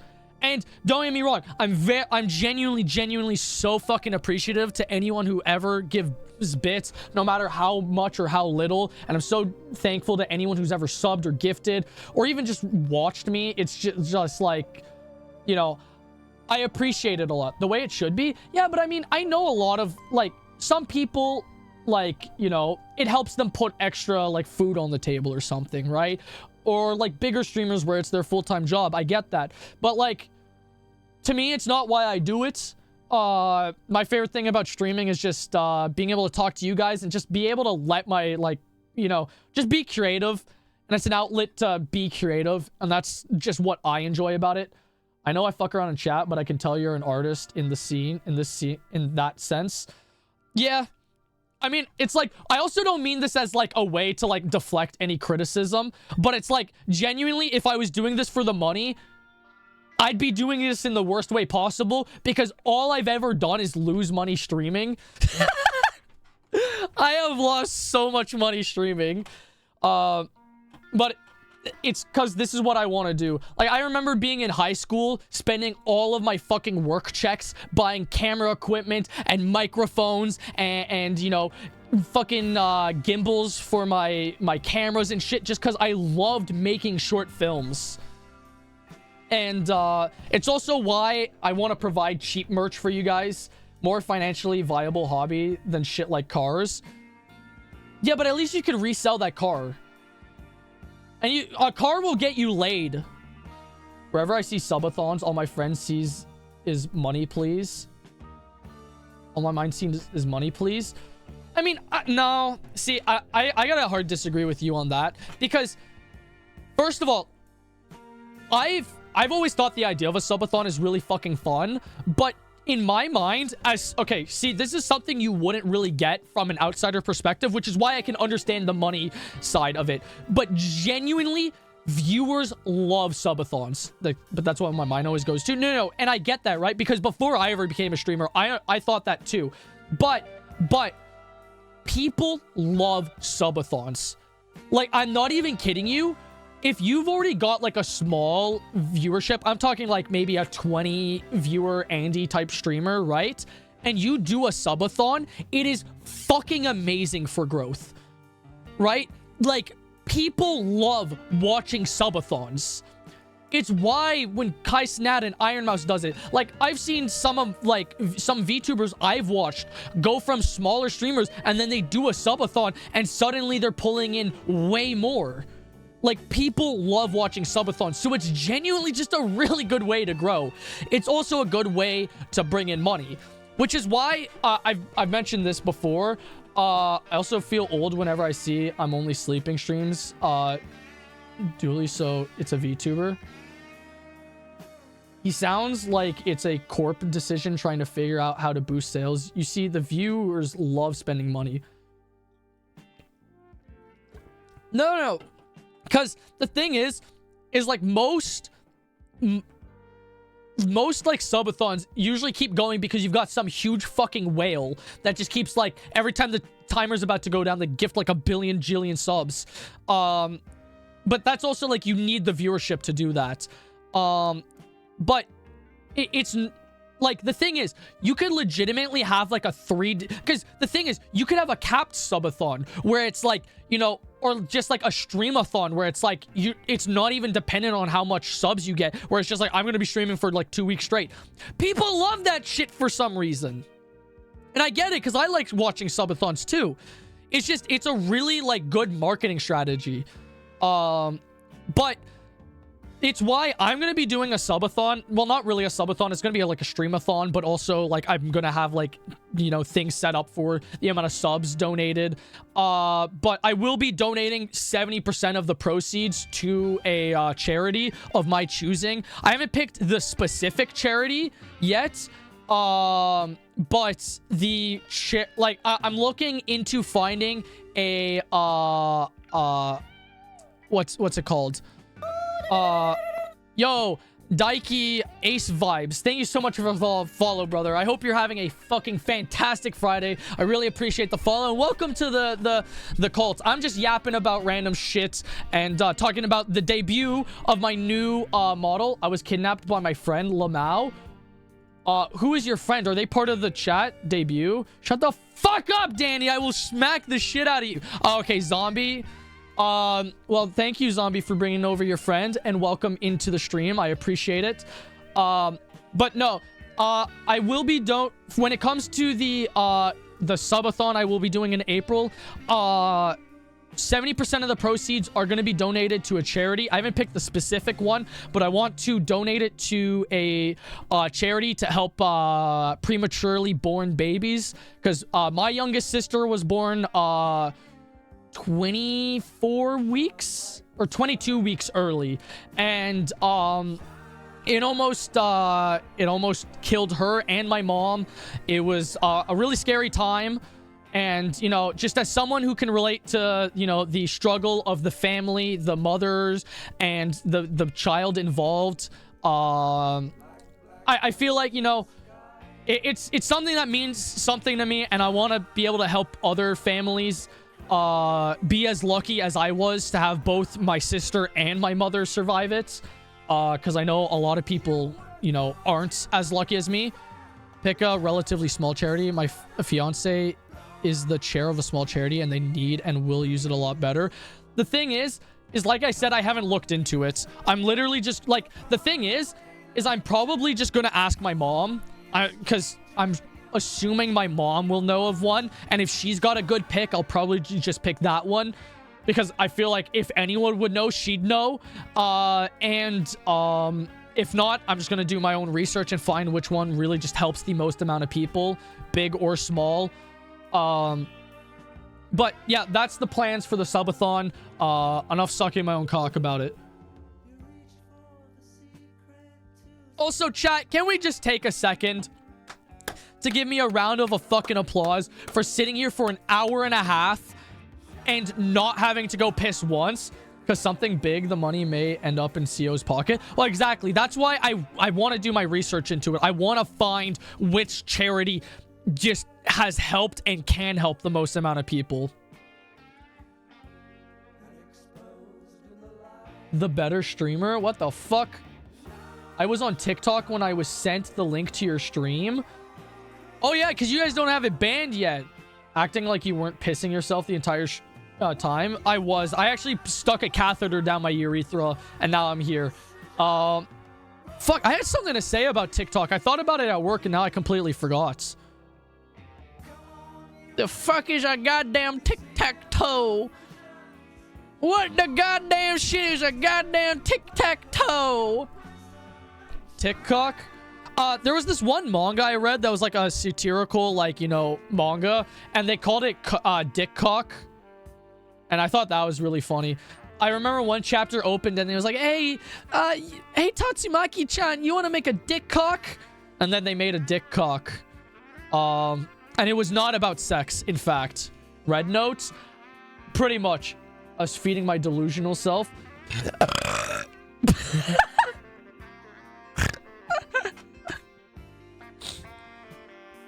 My Cyberpunk mods are done downloading. Oh shit, you're playing Cyberpunk?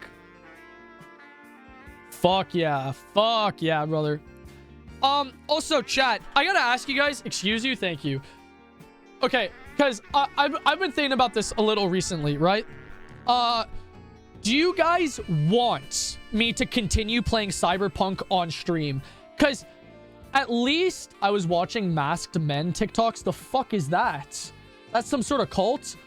Okay, but do you guys want me to continue streaming Cyberpunk? Because at least for me, I feel like they're not entertaining streams just because it's a super story heavy game, and that means like I'm trying to like focus on the story but also be funny at the same time, but it's kind of it's a bit long. I don't mind the length of the game. It's really just that like I find it hard to balance listening to the story, because I don't want to just be bumbling around being like, what's happening, but I also don't want to just sit in silence for 7 hours for while a cutscene is, as in too many streams. They're all Cyberpunk. Yeah, I mean, I think I want to take a break from it, which is why like I decided not to play Cyberpunk today. Not gonna give you a mod talk, but you get it. Best you play it by yourself. It's always I play by myself. Yeah, because like I feel like it is a really fun game, but there's just so much story. And I feel like, at least me personally, minding off stream, like at least me personally, I feel like I don't do well when the game is stupid, like story driven, because I want to pay attention to the story, especially if I find this story interesting, which I enjoy the Cyberpunk story. But it's like I don't want to just sit in silence as I watch it. But I'll sit on it for a bit. I'll come back to it maybe one day. If not, I want to play it off stream because I am really enjoying the story. I got jump scared by my cats. Boo! Boo! Boo! Boo! Ah! Did I tell you guys about how so my mom still has her Christmas decorations from Christmas up outside, just because it's been way too fucking cold to take them out, take them down from outside. Like all the ones inside are taken down, but the ones outside are still there. And my mom has one of those like you know when you're too lazy to hang up Christmas lights, so you just get one of those projectors that just project lights onto your house. My mom has one of those and like a couple blow up like Christmas or like decorations. But the thing is, my mom has the projecting light thing right in front of like this blow up dog's face, and it just shines it in the poor fucker's eyes. And I remember I got in the car this morning or yesterday morning for work, and I looked up and I saw it, and for like a solid 5 seconds, I just felt like a gut-wrenching deep sadness in my heart, because I just felt so bad for the dog because it was being blinded by this light. And then I remembered that the dog's not fucking real. There's also this other time I was at an amusement park, and me and my mom were walking through the gift store, and I stepped on a mannequin's foot, and I knew it was a mannequin, but I looked up at it and I went, oh, sorry, you ain't gonna have a good story because we ain't gonna let you have it. Fuck does that mean? That means not what?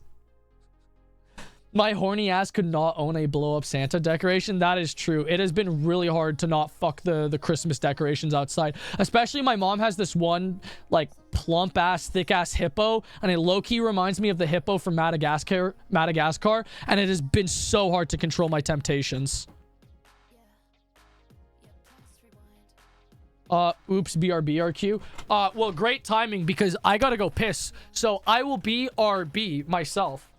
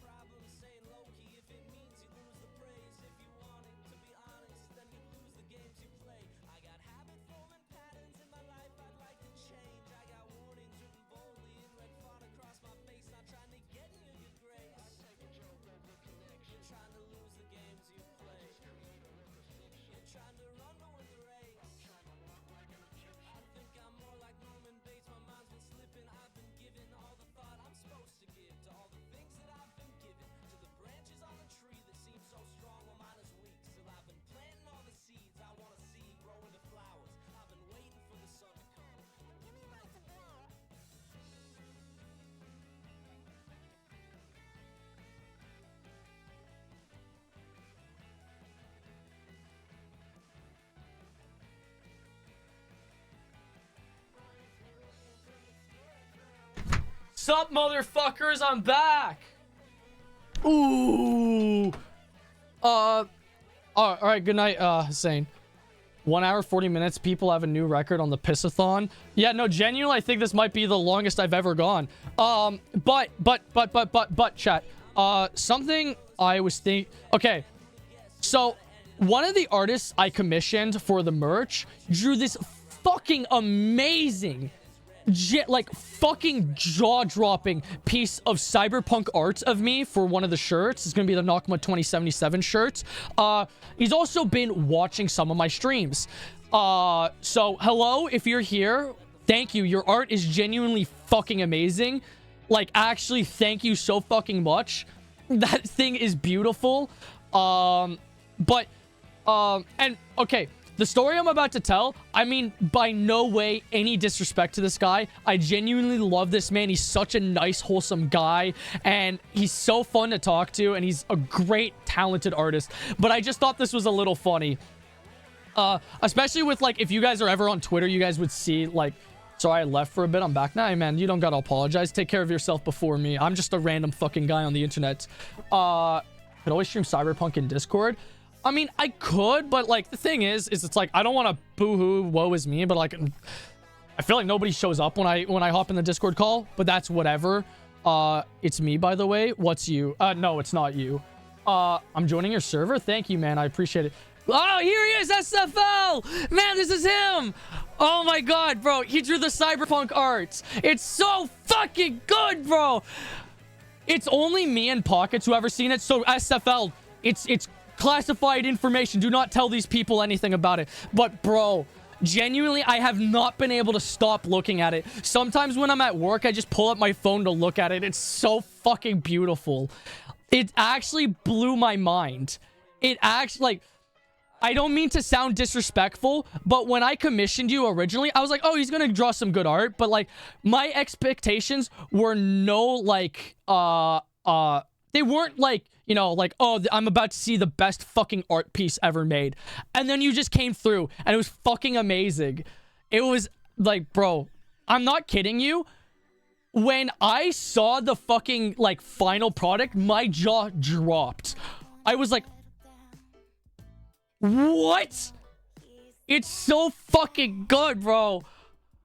I love your art so much. But, and again, I mean no disrespect when I tell this. I just think it's really funny. But, because on VGen, which is the platform I commissioned them on, they left a review being like, oh man, or I think they left like a private comment, because you can leave like private comments to both the drawing person and, you know, or the commissioner and the commissionee. And they left me a private comment being, you know, just being like really fucking nice, but they ended it off being like, you actually made me watch a male VTuber. And I don't know why, I just thought that was really fucking funny. Like, that just made me laugh out loud, because for some reason the way they phrased it just made it sound like male VTuber was a fucking slur. I was like, fucking male VTuber. And I think the only reason I thought that, it was just because for some reason on Twitter, a lot of VTweeters love to rage bait by just calling like every male VTuber the spawn of Satan, which I low-key agree with. We need to be put down like a bunch of rabid animals. But it was just like, I was reading this really wholesome and nice message from the guy, and then they ended it by being like, I actually watched a male VTuber for once. And I was like, I don't know whether to take that as an insult or a compliment. But no shade, man. I do love you, bro. You're such an awesome guy. Actually, you're such a homie. And your art is fucking beautiful. I cannot wait to see how it comes out on a shirt. Bro, I'm looking at it right now. It's so fucking good. Oh my lord. Bro went too fucking hard on it. It makes me jealous of this motherfucker's talent, because no one man should be this talented. No one man should have this amount of skill in their life. And they drew me so fucking edgy, bro. Oh my god, it makes me want to come, bro.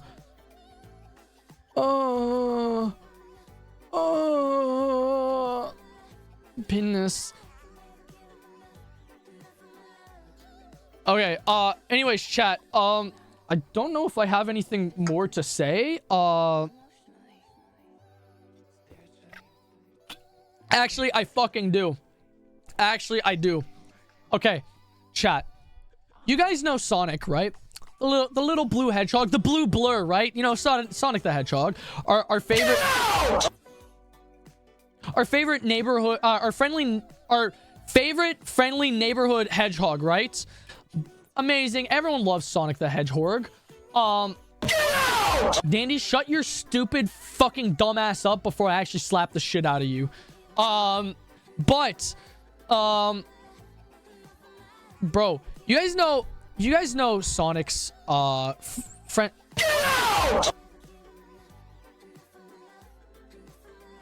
You done? Are you fucking done, buddy? Wrap it up at this point. Okay, you guys know Sonic. We all love him. Great guy. Barely played. All right, guys. You know what? Who's currently live? Oh, you know what? We're gonna go raid my fucking, like, British friend. All right, guys. Go have fun at at fucking Nakoma's stream. It was a good stream. I love all of you guys, but I'll see you guys later. Nah, I'm just fucking with you guys.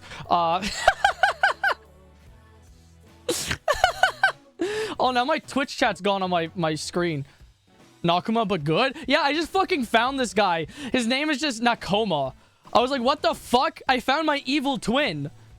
Sadly, they don't speak English. Or at least I don't think so. So it's like, it'd be weird to raid into them. But I think it's fucking hilarious. Anyways. You guys know Sonic, right? Everyone loves him. The Blue Blur. Great, fantastic guy. He's got some really good fucking games made off of him.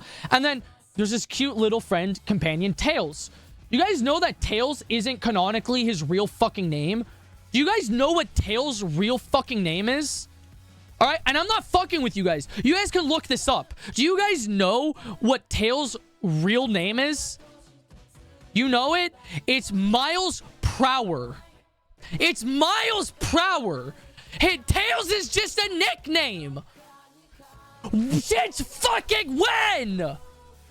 I hate that. I hate that so much. Why does Sonic get to just be like a cool name? And then Tails, they're like, no, no, no. His name is Miles Prower. Since the 90s? Fuck that. Fuck that. It's stupid. And I hate it. It's dumb. Just let him be Tails. And how did he even get the name Tails? Did Sonic give it to him? And what's the context behind it? Was he just like, hey, you've got two tails. I'll call you Tails. And then it's these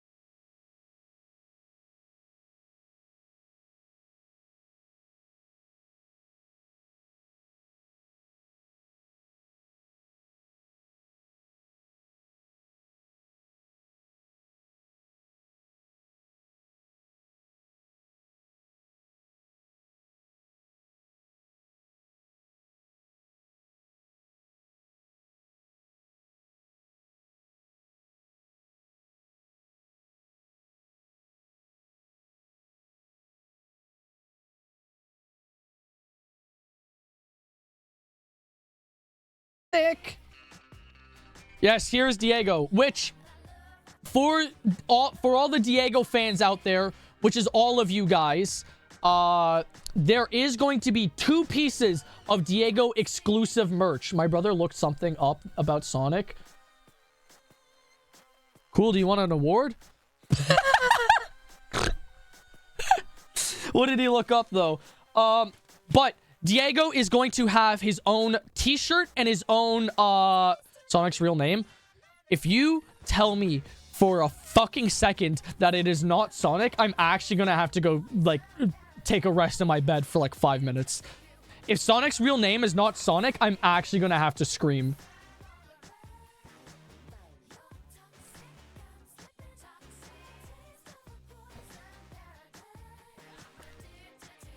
I also love that Dr. Robotnik's, I think it's his grandpa or his dad. His name is Dr. Kintober, which is just Robotnik backwards. Which is literally something Chris Chan would do. Oh my god, chat. Have you guys ever... Okay, hold up. Have you guys ever seen the Chris Chan video where they're at like a anime expo type thing and they're talking to the voice of Dr. Eggman? If you guys have not seen this, this is one of my favorite cringe videos. Oh, wait, let me pull this up.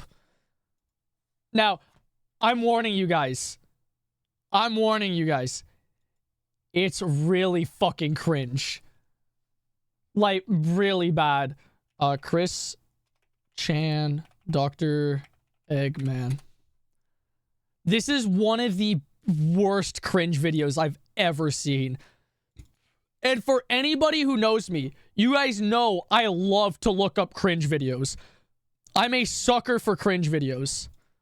I'm addicted to pain, as 21 Pilots would say from that one song.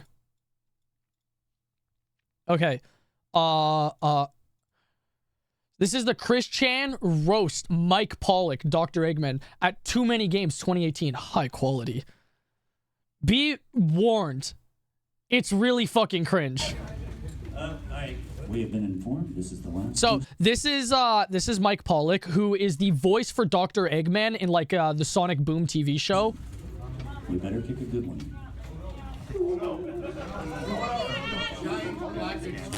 You can hear Christian in the back going. I'm trying hard to. Finally.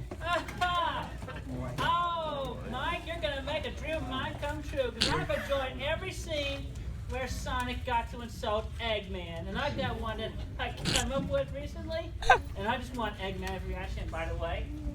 I'm a Sonic Chew. So in case you don't know, I'm creator of the original Yellow, but I transformed to this one, and I'm encountering Eggman, and Bowser can laugh if he wants to, if he likes it. So, Eggman, let's talk for a moment. You like wordplay?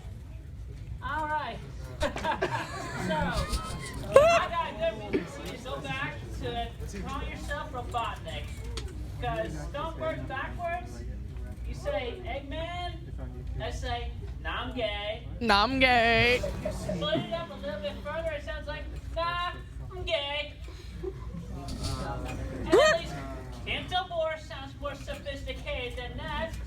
So what do you have to say for you now? See yourself now. Nah, gay. Well, I believe William Shakespeare said it best when he Oh said, no, sorry, I got it wrong. "What's This in the is name? Mike Pollock. That which we call a rose by any other name would smell as sweet." Ah! I like how you can tell Chris Chan just does not fucking get it. Bros, I don't care how good the insult was. The fact that this motherfucker just brought up Shakespeare in Dr. Eggman's voice just fucking destroyed Chris Chan. Wish me luck on running Cyberpunk. Hold on.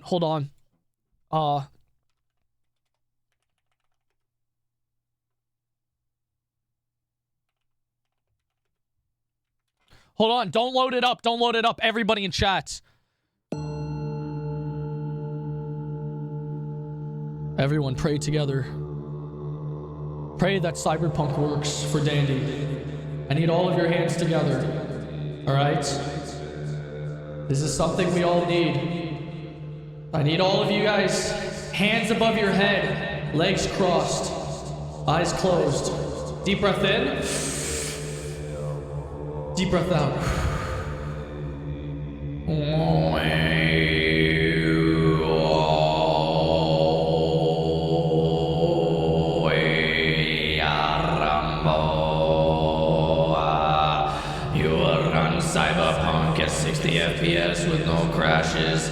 your big dick food, a furry cock mod will work.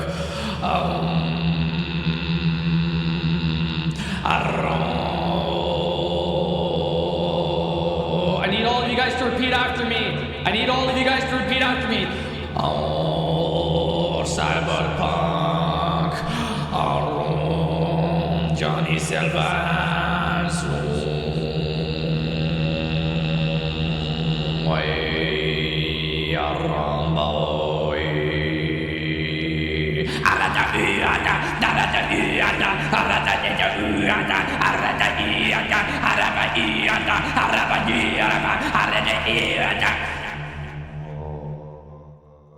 All right, hopefully Cyberpunk works perfectly.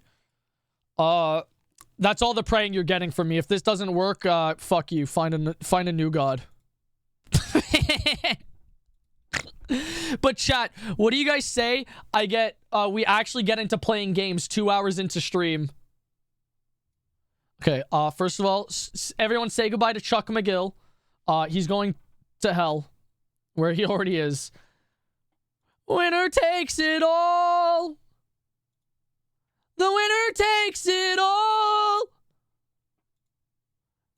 Okay, we're gonna start off. So basically, chat, I was perusing stream. I was perusing stream. Fuck!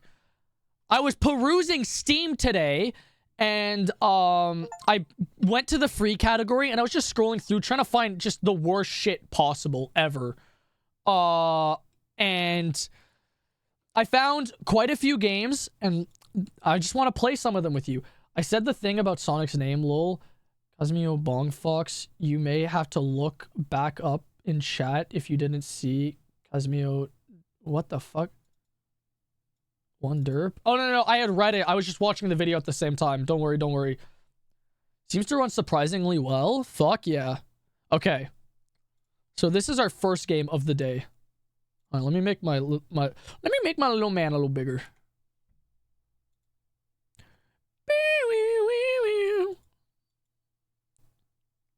Okay, sorry, I'm setting this up. Okay.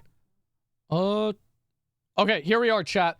This is a simple game. It's called Count to 10.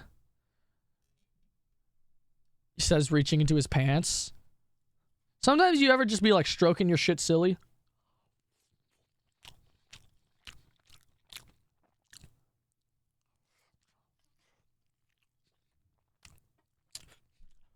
Oh, it's good puts in. Sorry, I was stroking my shit silly. But, alright, chat. This is a game called Count to 10. Which, you know, knowing the average age of most of my fans being, dumb 18-year-olds, I don't know how well this is gonna go, okay? This might be the hardest fucking challenge of my life. Alright, chat. What comes after 0? 1. Too easy. Let me guess. Okay, watch this, guys. These goofy motherfuckers are about to put 2 on screen. What a fucking bunch of clowns. Your next move will be 3. It's too predictable. It's too predictable. Like a children's book. Easy to read. Let me guess. 4! Oh! All right, now we're getting into the harder territory. But it's no challenge for me. And for any of my Japanese viewers, let's count it in Japanese. Ichi. Ichi 2. Ichi 3. Ichi 4. Ichi 5. Believe it or not, I knew that was coming. Believe it or not, I knew what the next move was going to be. Now watch this. He's going to move rook to C6. Am I too smart? Am I just too smart? It doesn't get easier. Now, all the haters, all the doubters, all right?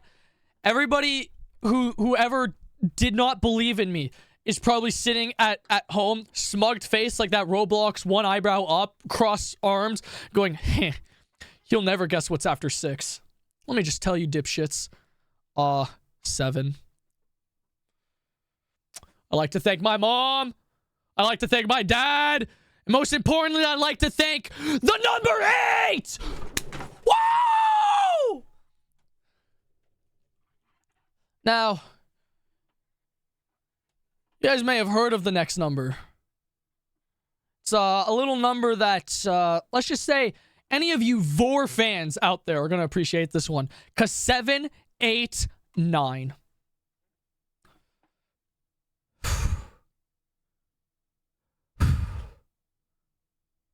All right. Home stretch, chat. We can't fuck this one up. All right? We have come too far. Hold on. Give me a second. Fuck.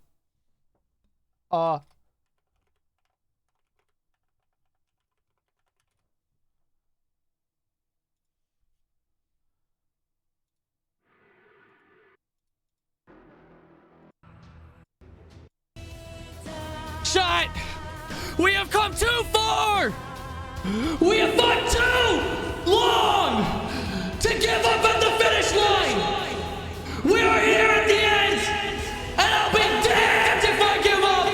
I'll be damned if they stop me! When the world wants to stop you, you plant yourself firmly in the ground and you say no! You stand up against tyranny! You stand up against oppression! And you speak your mind! We will not give up! We have fought so hard to be where we are! Every single person here has fought so hard! They must have amnesia. They forgot that I'm him. The next number is 10! The game crashed.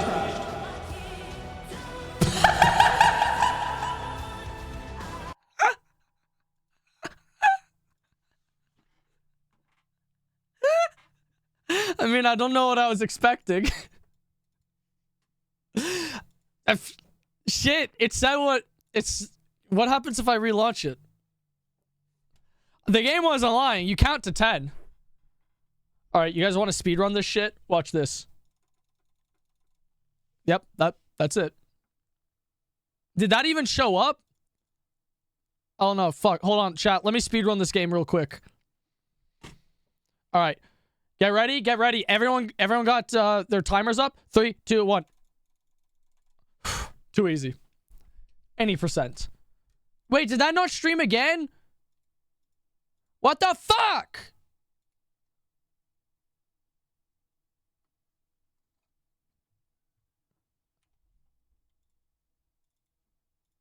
Stream properly.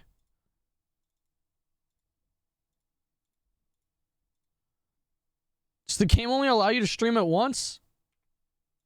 Oh, there we go. All right, chat. Everyone, get your counters ready. 3, 2, 1. It's too easy.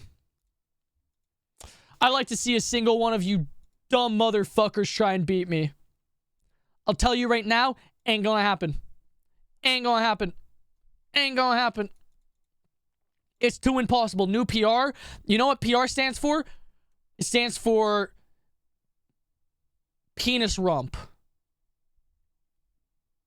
Because I stick my penis in your rump. And that's the T, sis. I mean, TBH, I don't know what I was expecting. Me when penis rump, amen. I speak the truth. Oh, chat, I thought of a new religion. All right, chat. I've got an idea for a really, really good religion. And I need your guys' opinion on this. Okay? So, you guys know the Kingdom Hall of Jehovah Witness? All right? Already, it's like an offspring of Christianity. You know, they be doing their thing. But hear me out. We turn the Jehovah Witness into the Kingdom Hall of Jehovah Witness. And it's like Jehovah Witness, but we're gay.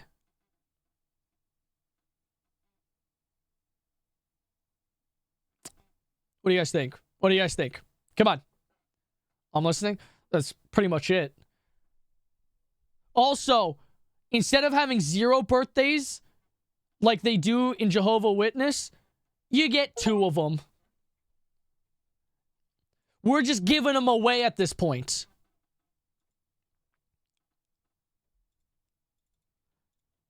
I'm too humble.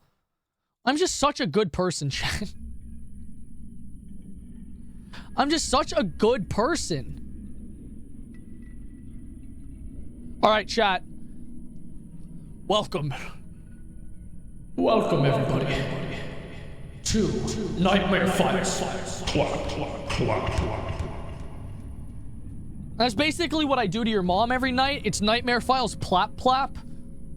Okay, I'm sorry I just made that joke because NGL, the whole like plap plap thing is genuinely so cringe. Didn't we play this? We definitely did not. I did not. Maybe another streamer you know of has played this, but I have not played the Nightmare Files clap clap.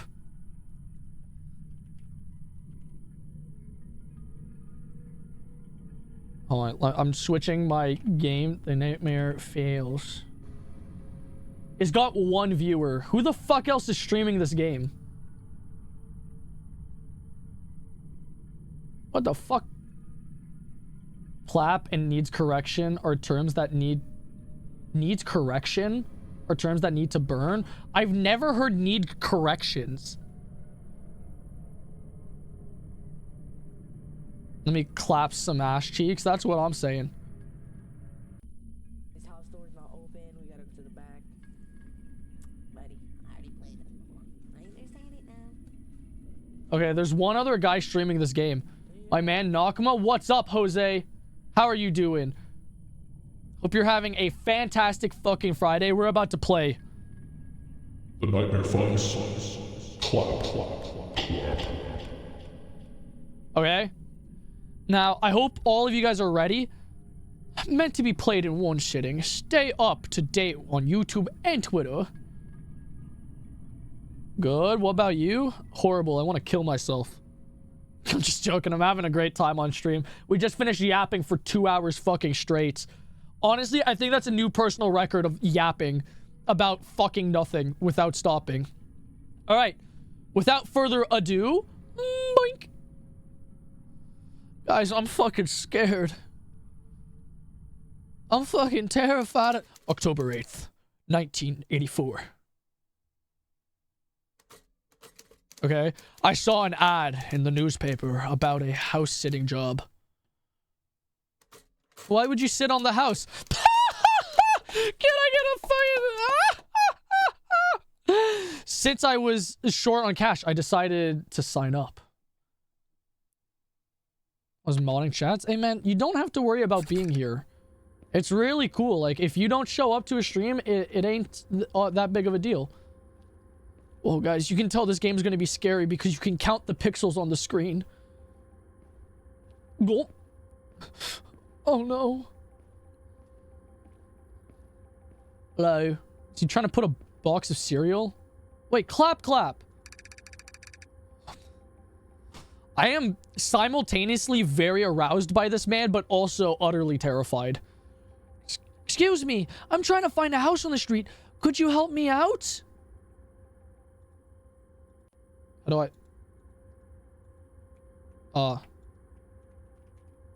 How do I go to the next dialogue option? Space doesn't work. Clicking doesn't work. Oh, okay. It's the button that says skip. Sure. Which house you looking for? I'm looking for Maxim's place. He hired me to look after it while he's away. Maxim's? Huh. That's interesting. Usually asks me to watch his place. I'm Marco Botsvicki. Botosvicki, by the way. Nice to meet you, Marco. Can you tell me where his house is? Of course.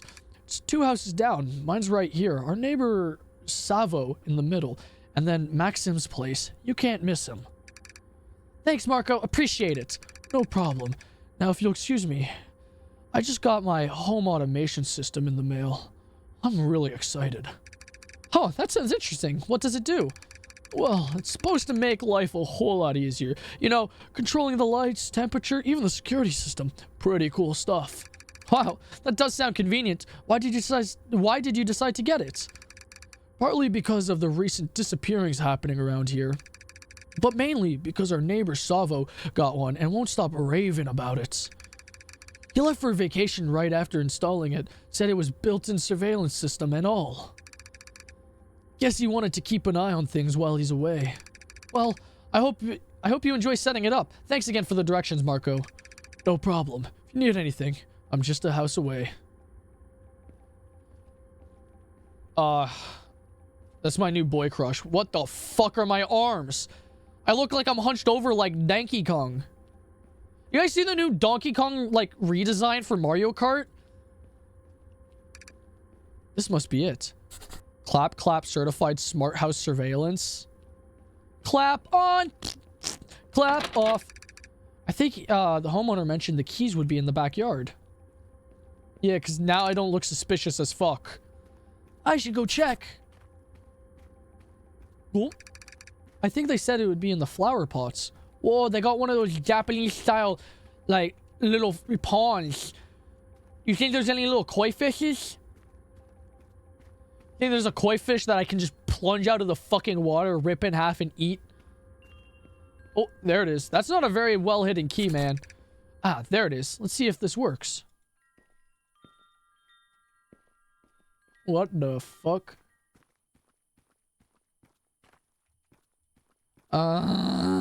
Clap on, clap off, You know, I've always wanted one of those fucking clapper things. What the fuck? I want to get any okay, light switch anywhere?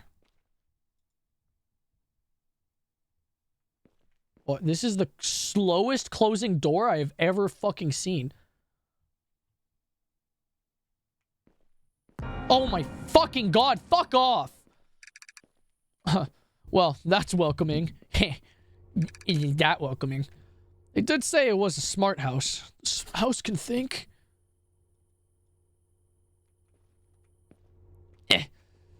Fuck your family photos. That's what I fucking think.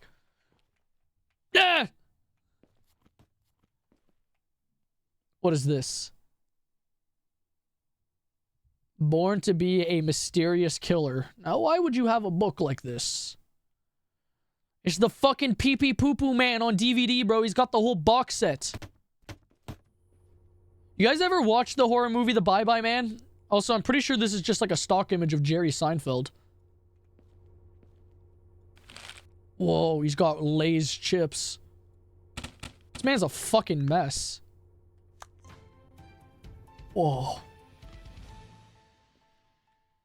Are they playing the Cleveland show? Good evening and welcome to tonight's top stories. My name is Cleveland Brown. Authorities are actively searching for a missing house sitter in the Elm Street area. 25-year-old Kemkel Zexon was last seen on June 23rd, 2023, while house sitting for a local family. Concerned neighbors reported him missing after noticing unusual activity and not seeing him for several days. Zexon is described as being 6 feet tall, with black hair and brown eyes. He was Fuck, bro, he's the perfect man. black sweater and a black hat. Police are urging anyone with information to come forward.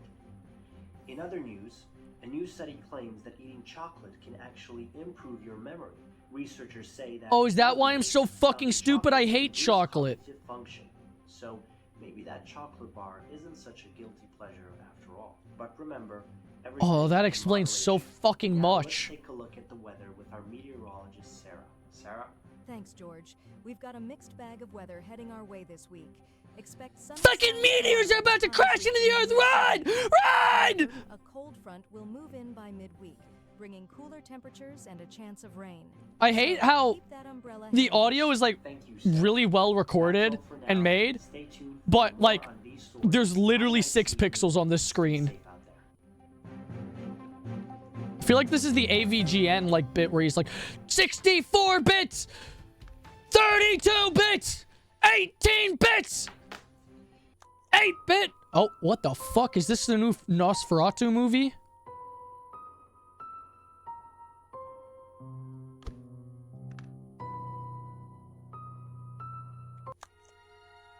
Oh, Twilight! Actually, no. Is this Romeo and Juliet? What the fuck is this? No, what?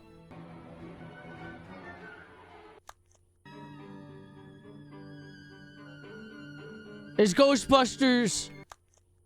What the fuck? Alright, enough dilly-dallying. Okay, we gotta read the note on the fridge. Yes, sir. Hey, thanks for house sitting. Please make sure to check the mailbox, water the plants, throw out the trash. P.S. Press Q to toggle the lights on and off in any room. P.S.S. Once you're finished, help yourself to the food in the kitchen. Press Q? Wait, am I in a video game? Yo, okay, that's pretty sick. All right, time to get acquainted with this place. Should take a quick tour and check out all the rooms. Do you have not fucking put this in the oven or the fridge?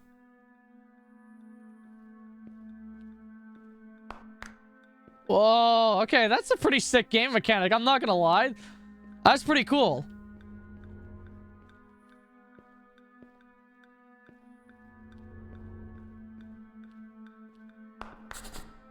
I love that. That's actually really fucking cool.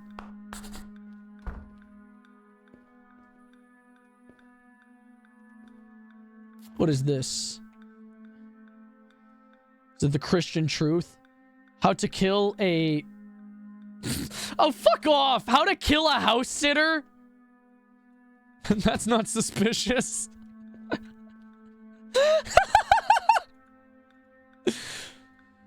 How to fucking dismember a man and get away with it.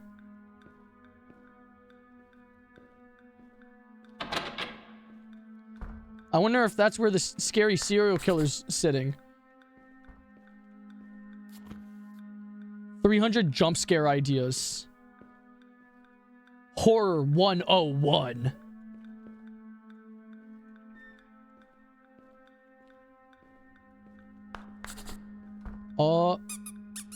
Okay, chat. Remember where the duckies are? These are going to be imperative to surviving later. Mark my fucking... Okay, we got 3 of them. Keep them all in the bathtub. We never know when we're going to need them. Okay, fuck. 4 of them. Oh, this clap monster fucker ain't ready for how I'm about to clap his cheeks with these duckies. Clap on. Clap off. Okay, we've already went in there. Yeah, no, this raises 0 suspicions. Clap home automation system. Clappertown, California. Turning your house into a smart house. Order 45621. Okay, this is either the 10th of March 1984 or the 3rd of October 1984. Transaction, knowing the Americans, it's probably fucking month day, so it's probably October 3rd. Clap, bro, $97? Oh, actually, that was back in the day. Chat, can someone do an inflation calculator? Look up Nakuma inflation for more information. Oh, but what the fuck? This is definitely human meat. And a Coca-Cola. Bro's got human meat and a single Coca-Cola in his fridge. Delicious. What a weird-ass fucking bathroom. Who has their bathroom set up like this? Hey, man, I don't judge the impoverished. You don't have 7 bathrooms? What are you, poor? That seems pretty normal. Yeah, except the fucking... Now let's tackle that to-do list. Let's tackle getting fucking ripped apart and dismembered. Oh boy, I'm so excited to die. Alright, what was the to-do list? Check the mailbox. Sounds good to me. Can I just go see Marco right away? Marco, my boyfriend. Missing. Please help. Chemicals Zexon, 75. Oh, this was the guy we saw in the news. Missing house sitter, huh? Cool. Sounds like the beginning of a mystery novel. Wait, this sounds like the beginning of a horror movie. Alright, bills sorted. Now it's time to show those plants some love. Can't have them wilting away. No. No! Marco! I'm gonna fucking get ripped apart. They're gonna fucking gut me fucking dick to chin. Rate your sim? I haven't seen it yet.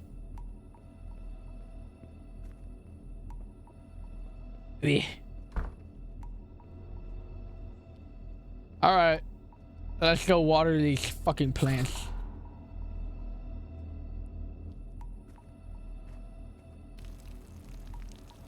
Fuck yeah, bro. How much water do these guys need? There we go. Oh, there's a little progress bar over top. If you shake it side to side, it actually goes faster. That's the pro strat. A lot of you noobs wouldn't know that, but me as a clap pro who's been playing this game for the past 17 years, I know all the ins and outs of this game. I've got the #1 world record speedrun on this game. I'm like the faker of clap.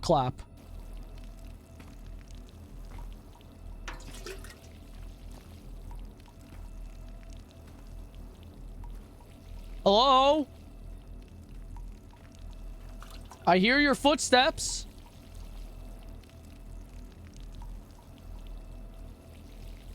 You're not sly, asshole.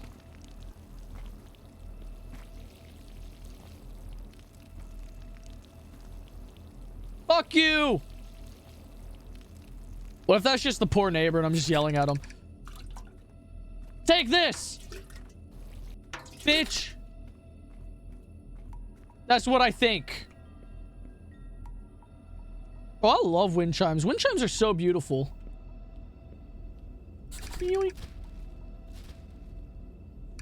Oh.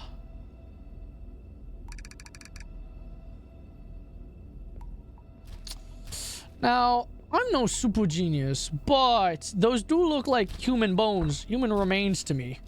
Now, I failed biology class, but let me just say, those look like human... I hate white guy jump scares.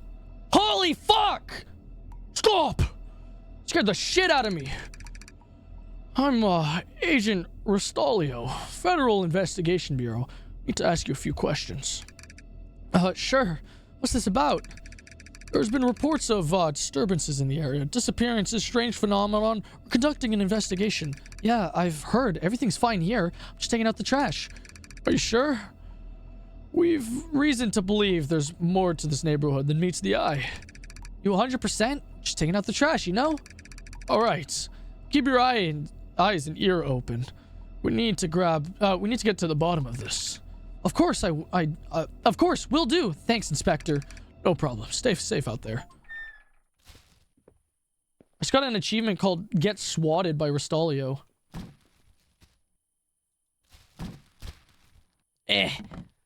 I'm a big, strong boy. Alright, chat. I'm gonna go eat some human meat.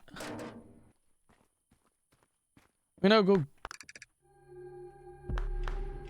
Yeah, no, that's when you don't go back in. Come back here! Come back here! Stop! There's a man in the house! Stop, Restolio!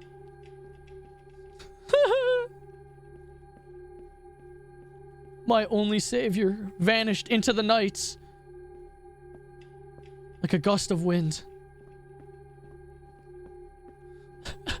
Ah!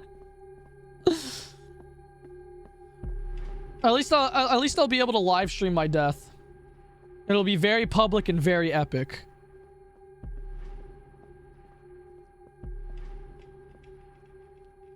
I'm bringing home my baby bumblebee. Oh, my mommy, be so proud of me.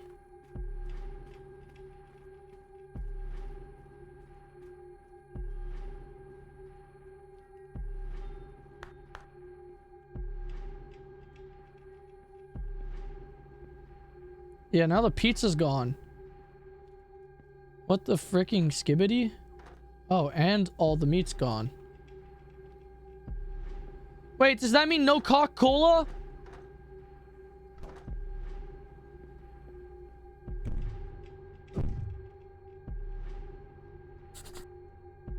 Check upstairs. Can I just eat my bowl of Fruit Loops? Can I eat my PNG of Fruit Loops?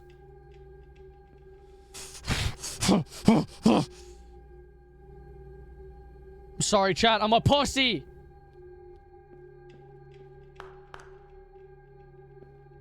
I wanted Coca-Cola. Oh, wait. That message is now gone.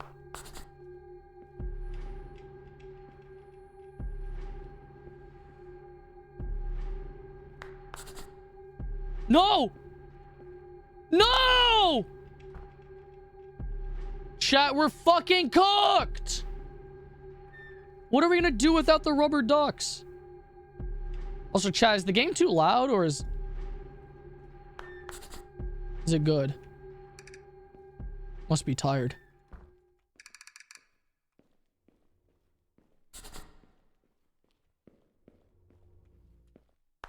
No, that's not what I wanted to do. Oh, fuck that. No, it's good? Okay, cool.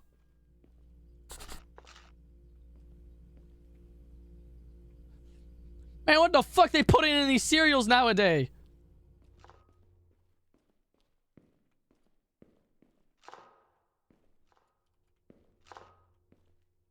Lay on the bed. Fuck yeah, cereal in the bed.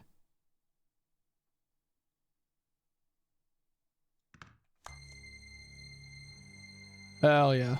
I want to watch something epic. Okay, well, I guess they only have... It's just The Hobbit? Wait, no, is this Nosferatu? That looks like the door where Nosferatu stands, and he goes... Chaz, has anyone watched the new Nosferatu movie? Stay away.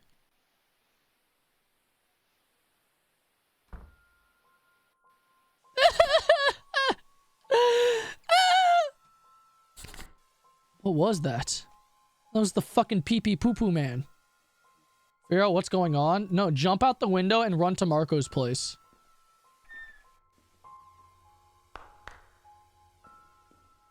Oh, what the fucking skibbity?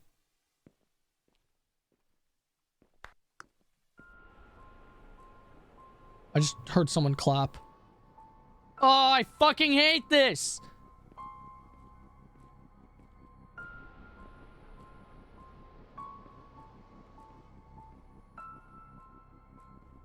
Oh, fuck.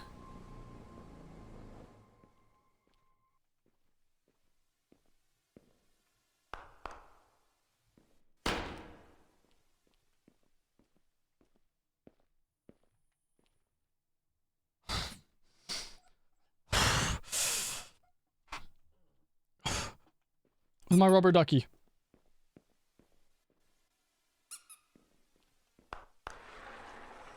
Fuck you! Uh-oh.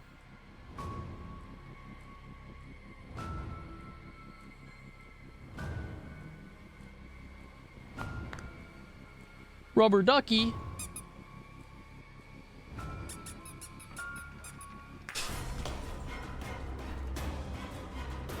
I'm pressing shift! Ah! I'm dead.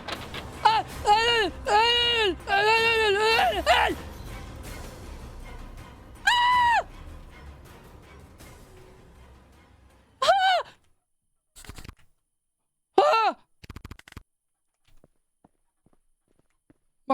Marco. Oh, fuck. Never mind. Oh my god. Holy shit, that was scary as fuck. Fuck you, Mr. Clap Clap Man. Holy shit, that's got my heart. I kept running until I reached the nearest police station.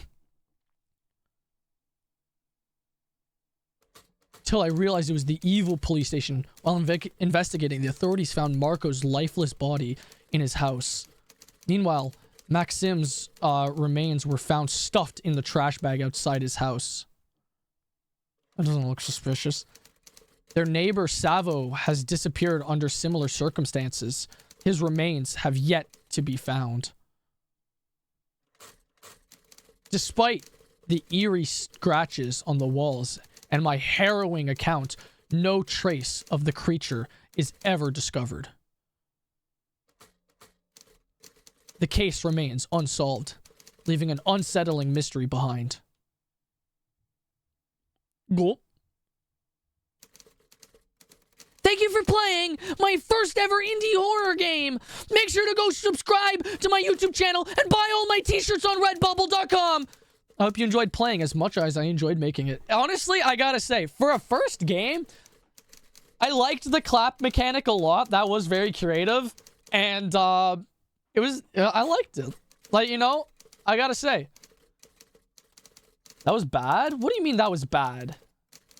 Fuck you. Wait, he did plug his YouTube channel. Now he just needs to plug the Redbubble store.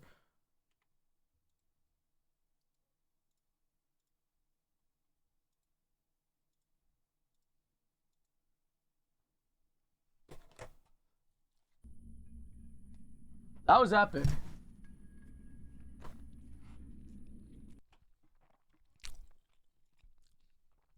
Don't listen to the haters, Dev. I enjoyed the game. There's a bunch of achievements I didn't get.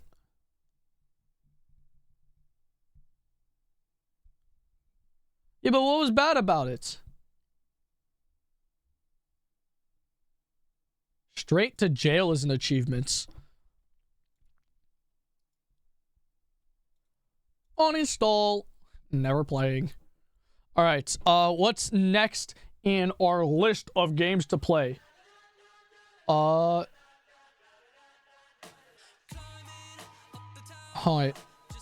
I'm just trying to find which games are free that I downloaded.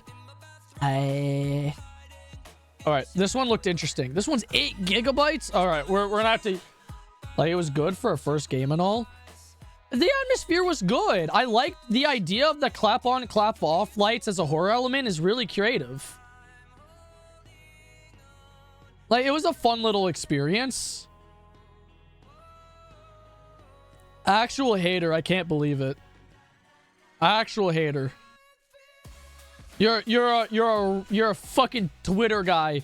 Just can't have nothing good in this life. Nothing! Disgusting! Clap, clap. What do you think of your sim? Why do I look like an emo Korean boy pop star? I look nothing like me. Like, the only thing that resembles me is my hair. And like I said, I just look Korean. Like, I look like I'd be part of BTS. And why do I have a scar on my eye? It's definitely something.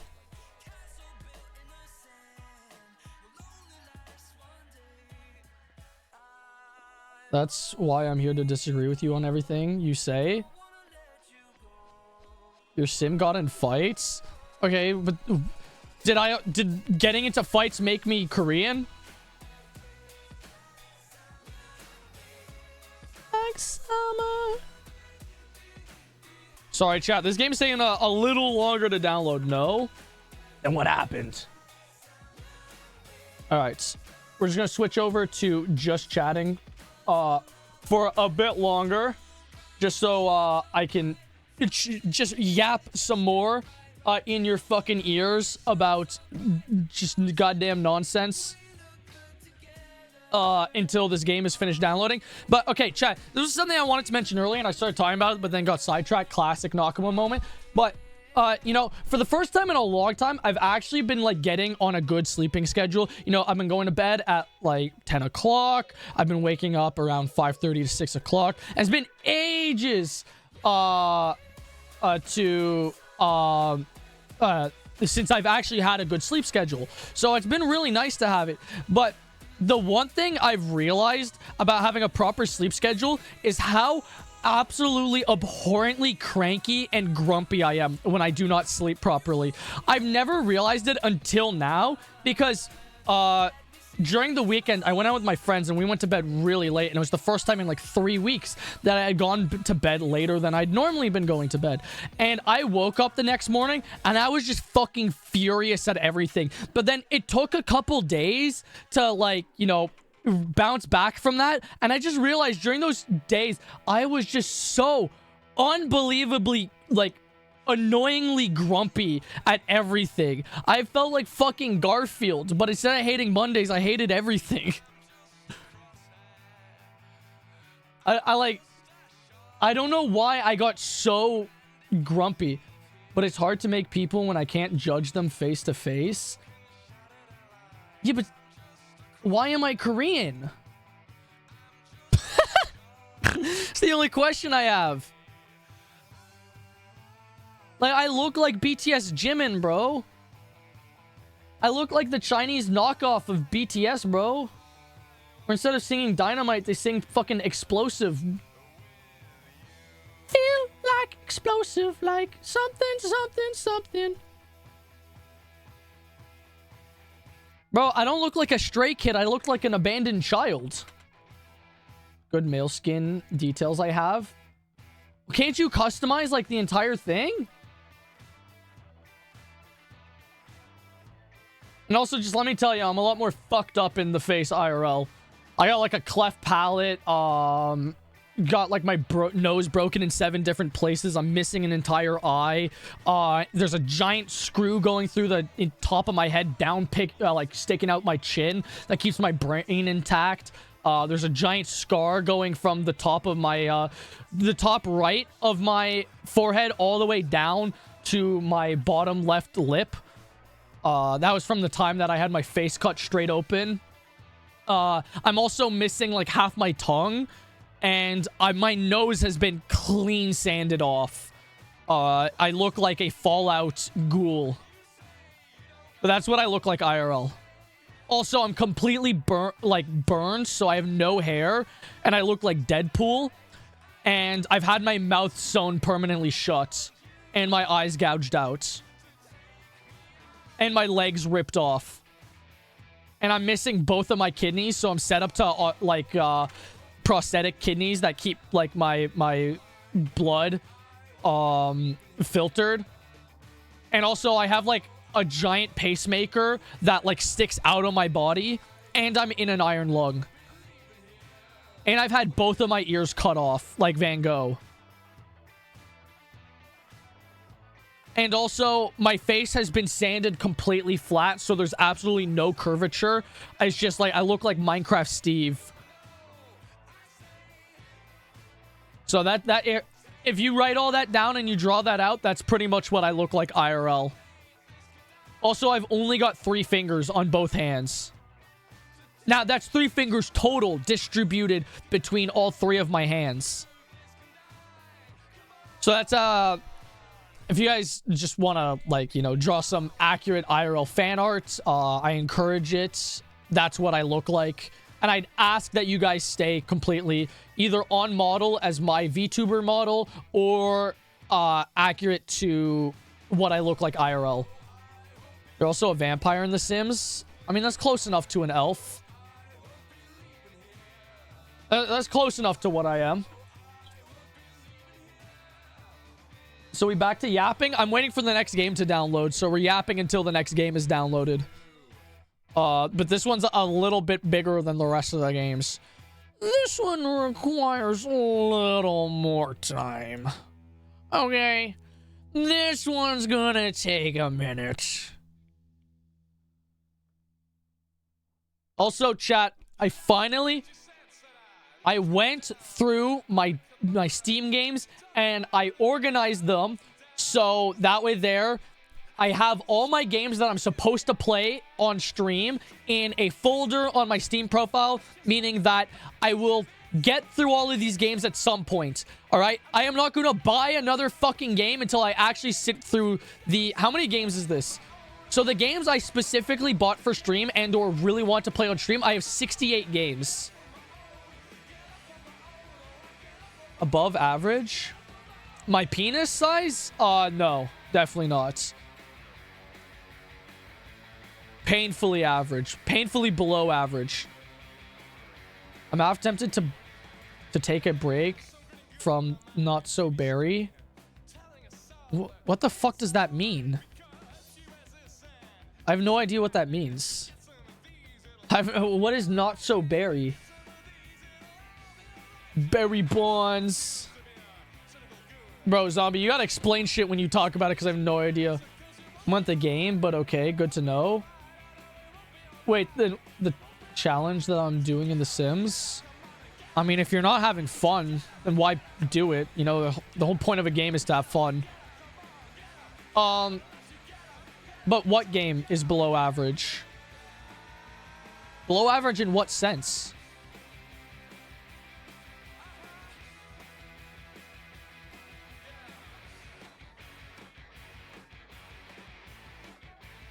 Can this game download any fucking quicker? It's at 62% chat. I probably should have downloaded these games before stream. Game you're downloading RN? What about it is below average?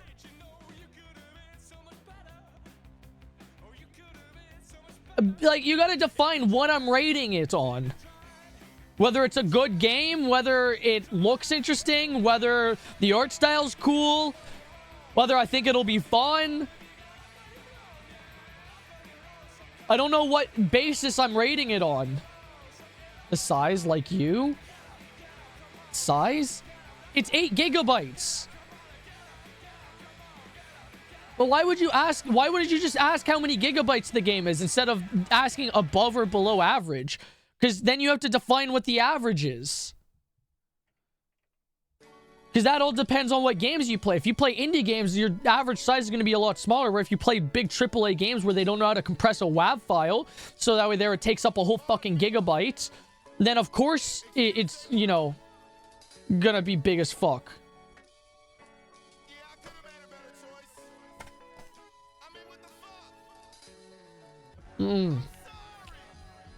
This puts in so fucking good. Bigger than you? It's not hard to be bigger than me, though. Is the problem.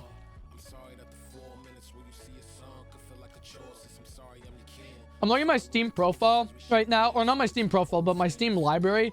And just seeing Hentai Fantasy World next to a game called Hitler Is My Crush, where the picture is Skibidi Toilet and Hitler on it.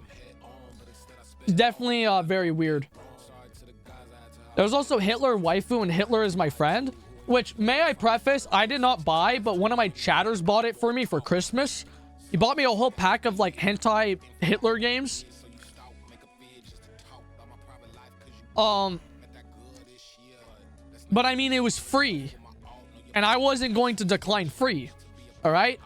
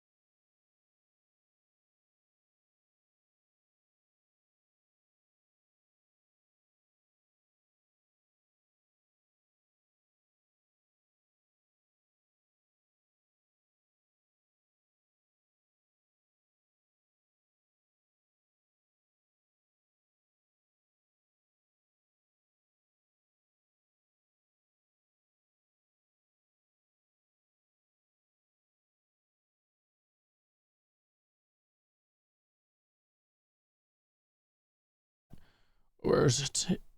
All right, boys and girls, ladies and gentlemen. Okay, then, bit weird, but okay. Wait, what? What's a bit weird? What, my whole riddle thing?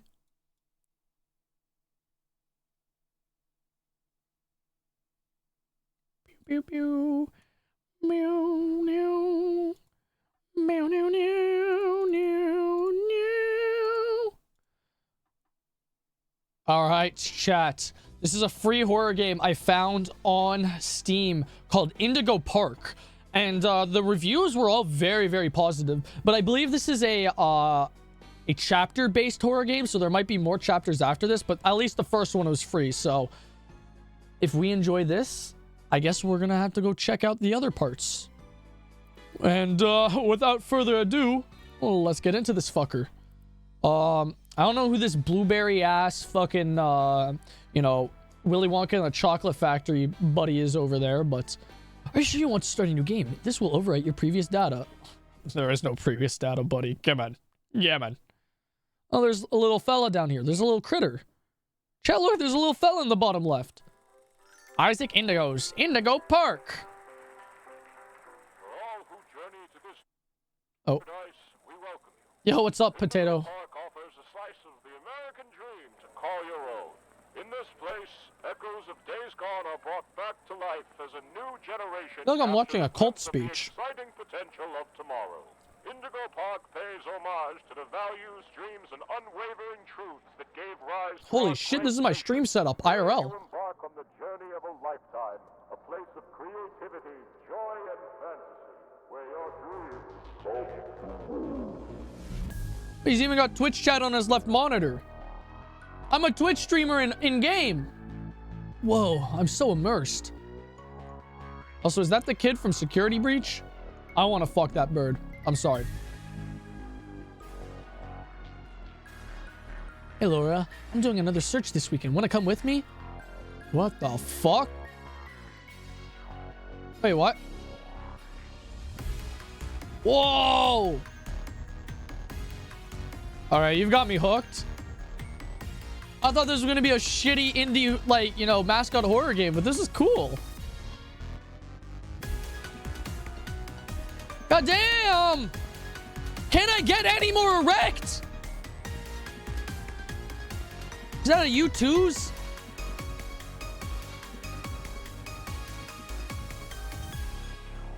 Holy shit. Birds of a feather.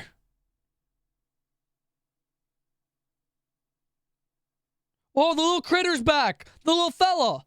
Guys, look, it's the little fella.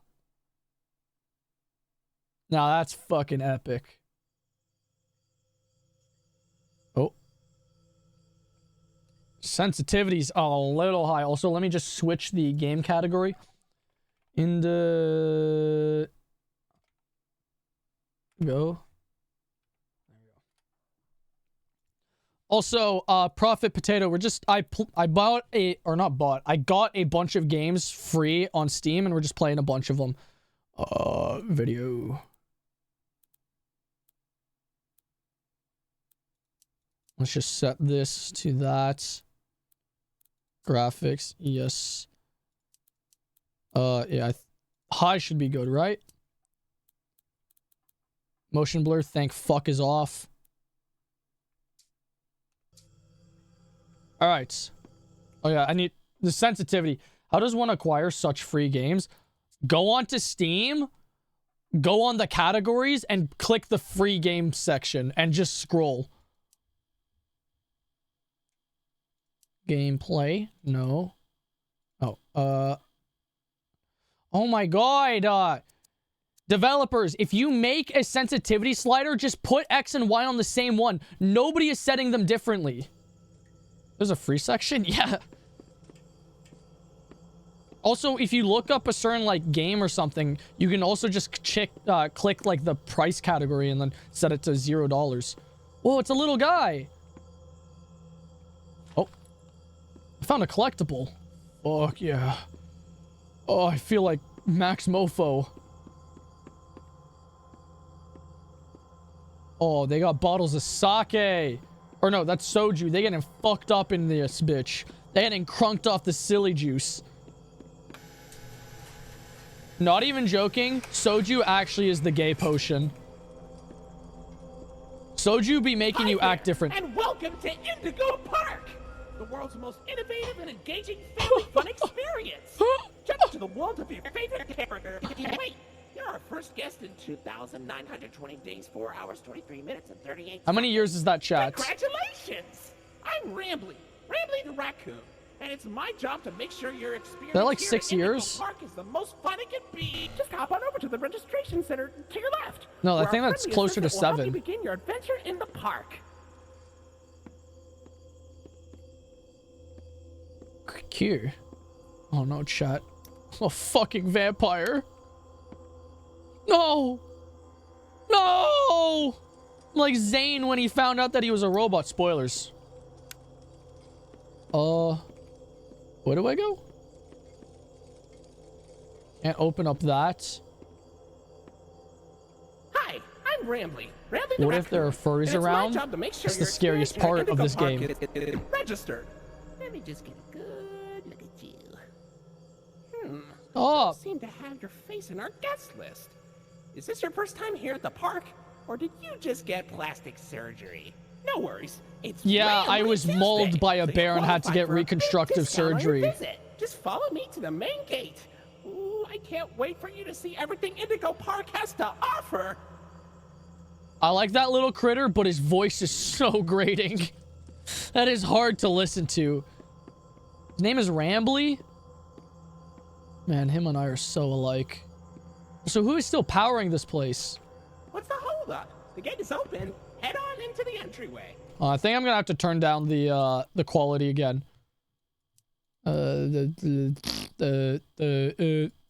Graphics. Sorry, chat. I know the game's gonna look like ass. It's disgusting. My mistake. The gate is not open. There seems to be an error message being sent from the gate's power unit. Oh, Rambly. You get to be the first person to try our turn on the generator mini Rambly venture. Have fun. Whoa. They have free labor as a minigame?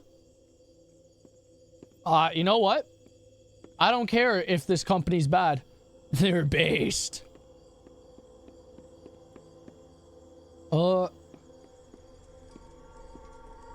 Little guy. Little critter. Violet compact power generator. The iconic generator. Missing a piece. Can you find it? Can you give me a clue? Okay, we need to find the cylinder. The suspicious cylinder, which has gotten a sausage stuck in it. Let's just say, hypothetically, I were to get a cylindrical object stuck within an M&M tube. How would you get it out? Yoink! That was the best minigame. Another collectible. Oh, I'm a fiend for collectibles. I like this one. This is my new favorite character. This is my new little favorite critter. He's sick. For real this time. Welcome to Indigo Park. Whoa. Never mind. This one's my favorite. I take it back. This one's my favorite. She's like the Roxy of this game. Roxanne. Roxanne. Oh, they got mega collectibles. No. No. The unspeakable things I would do to this bird critter. Oh! Oh,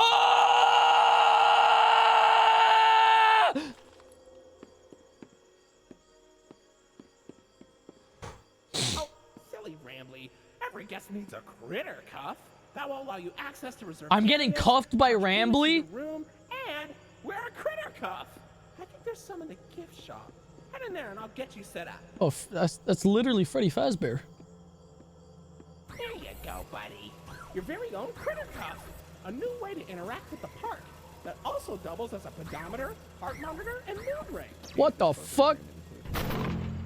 Oh, my game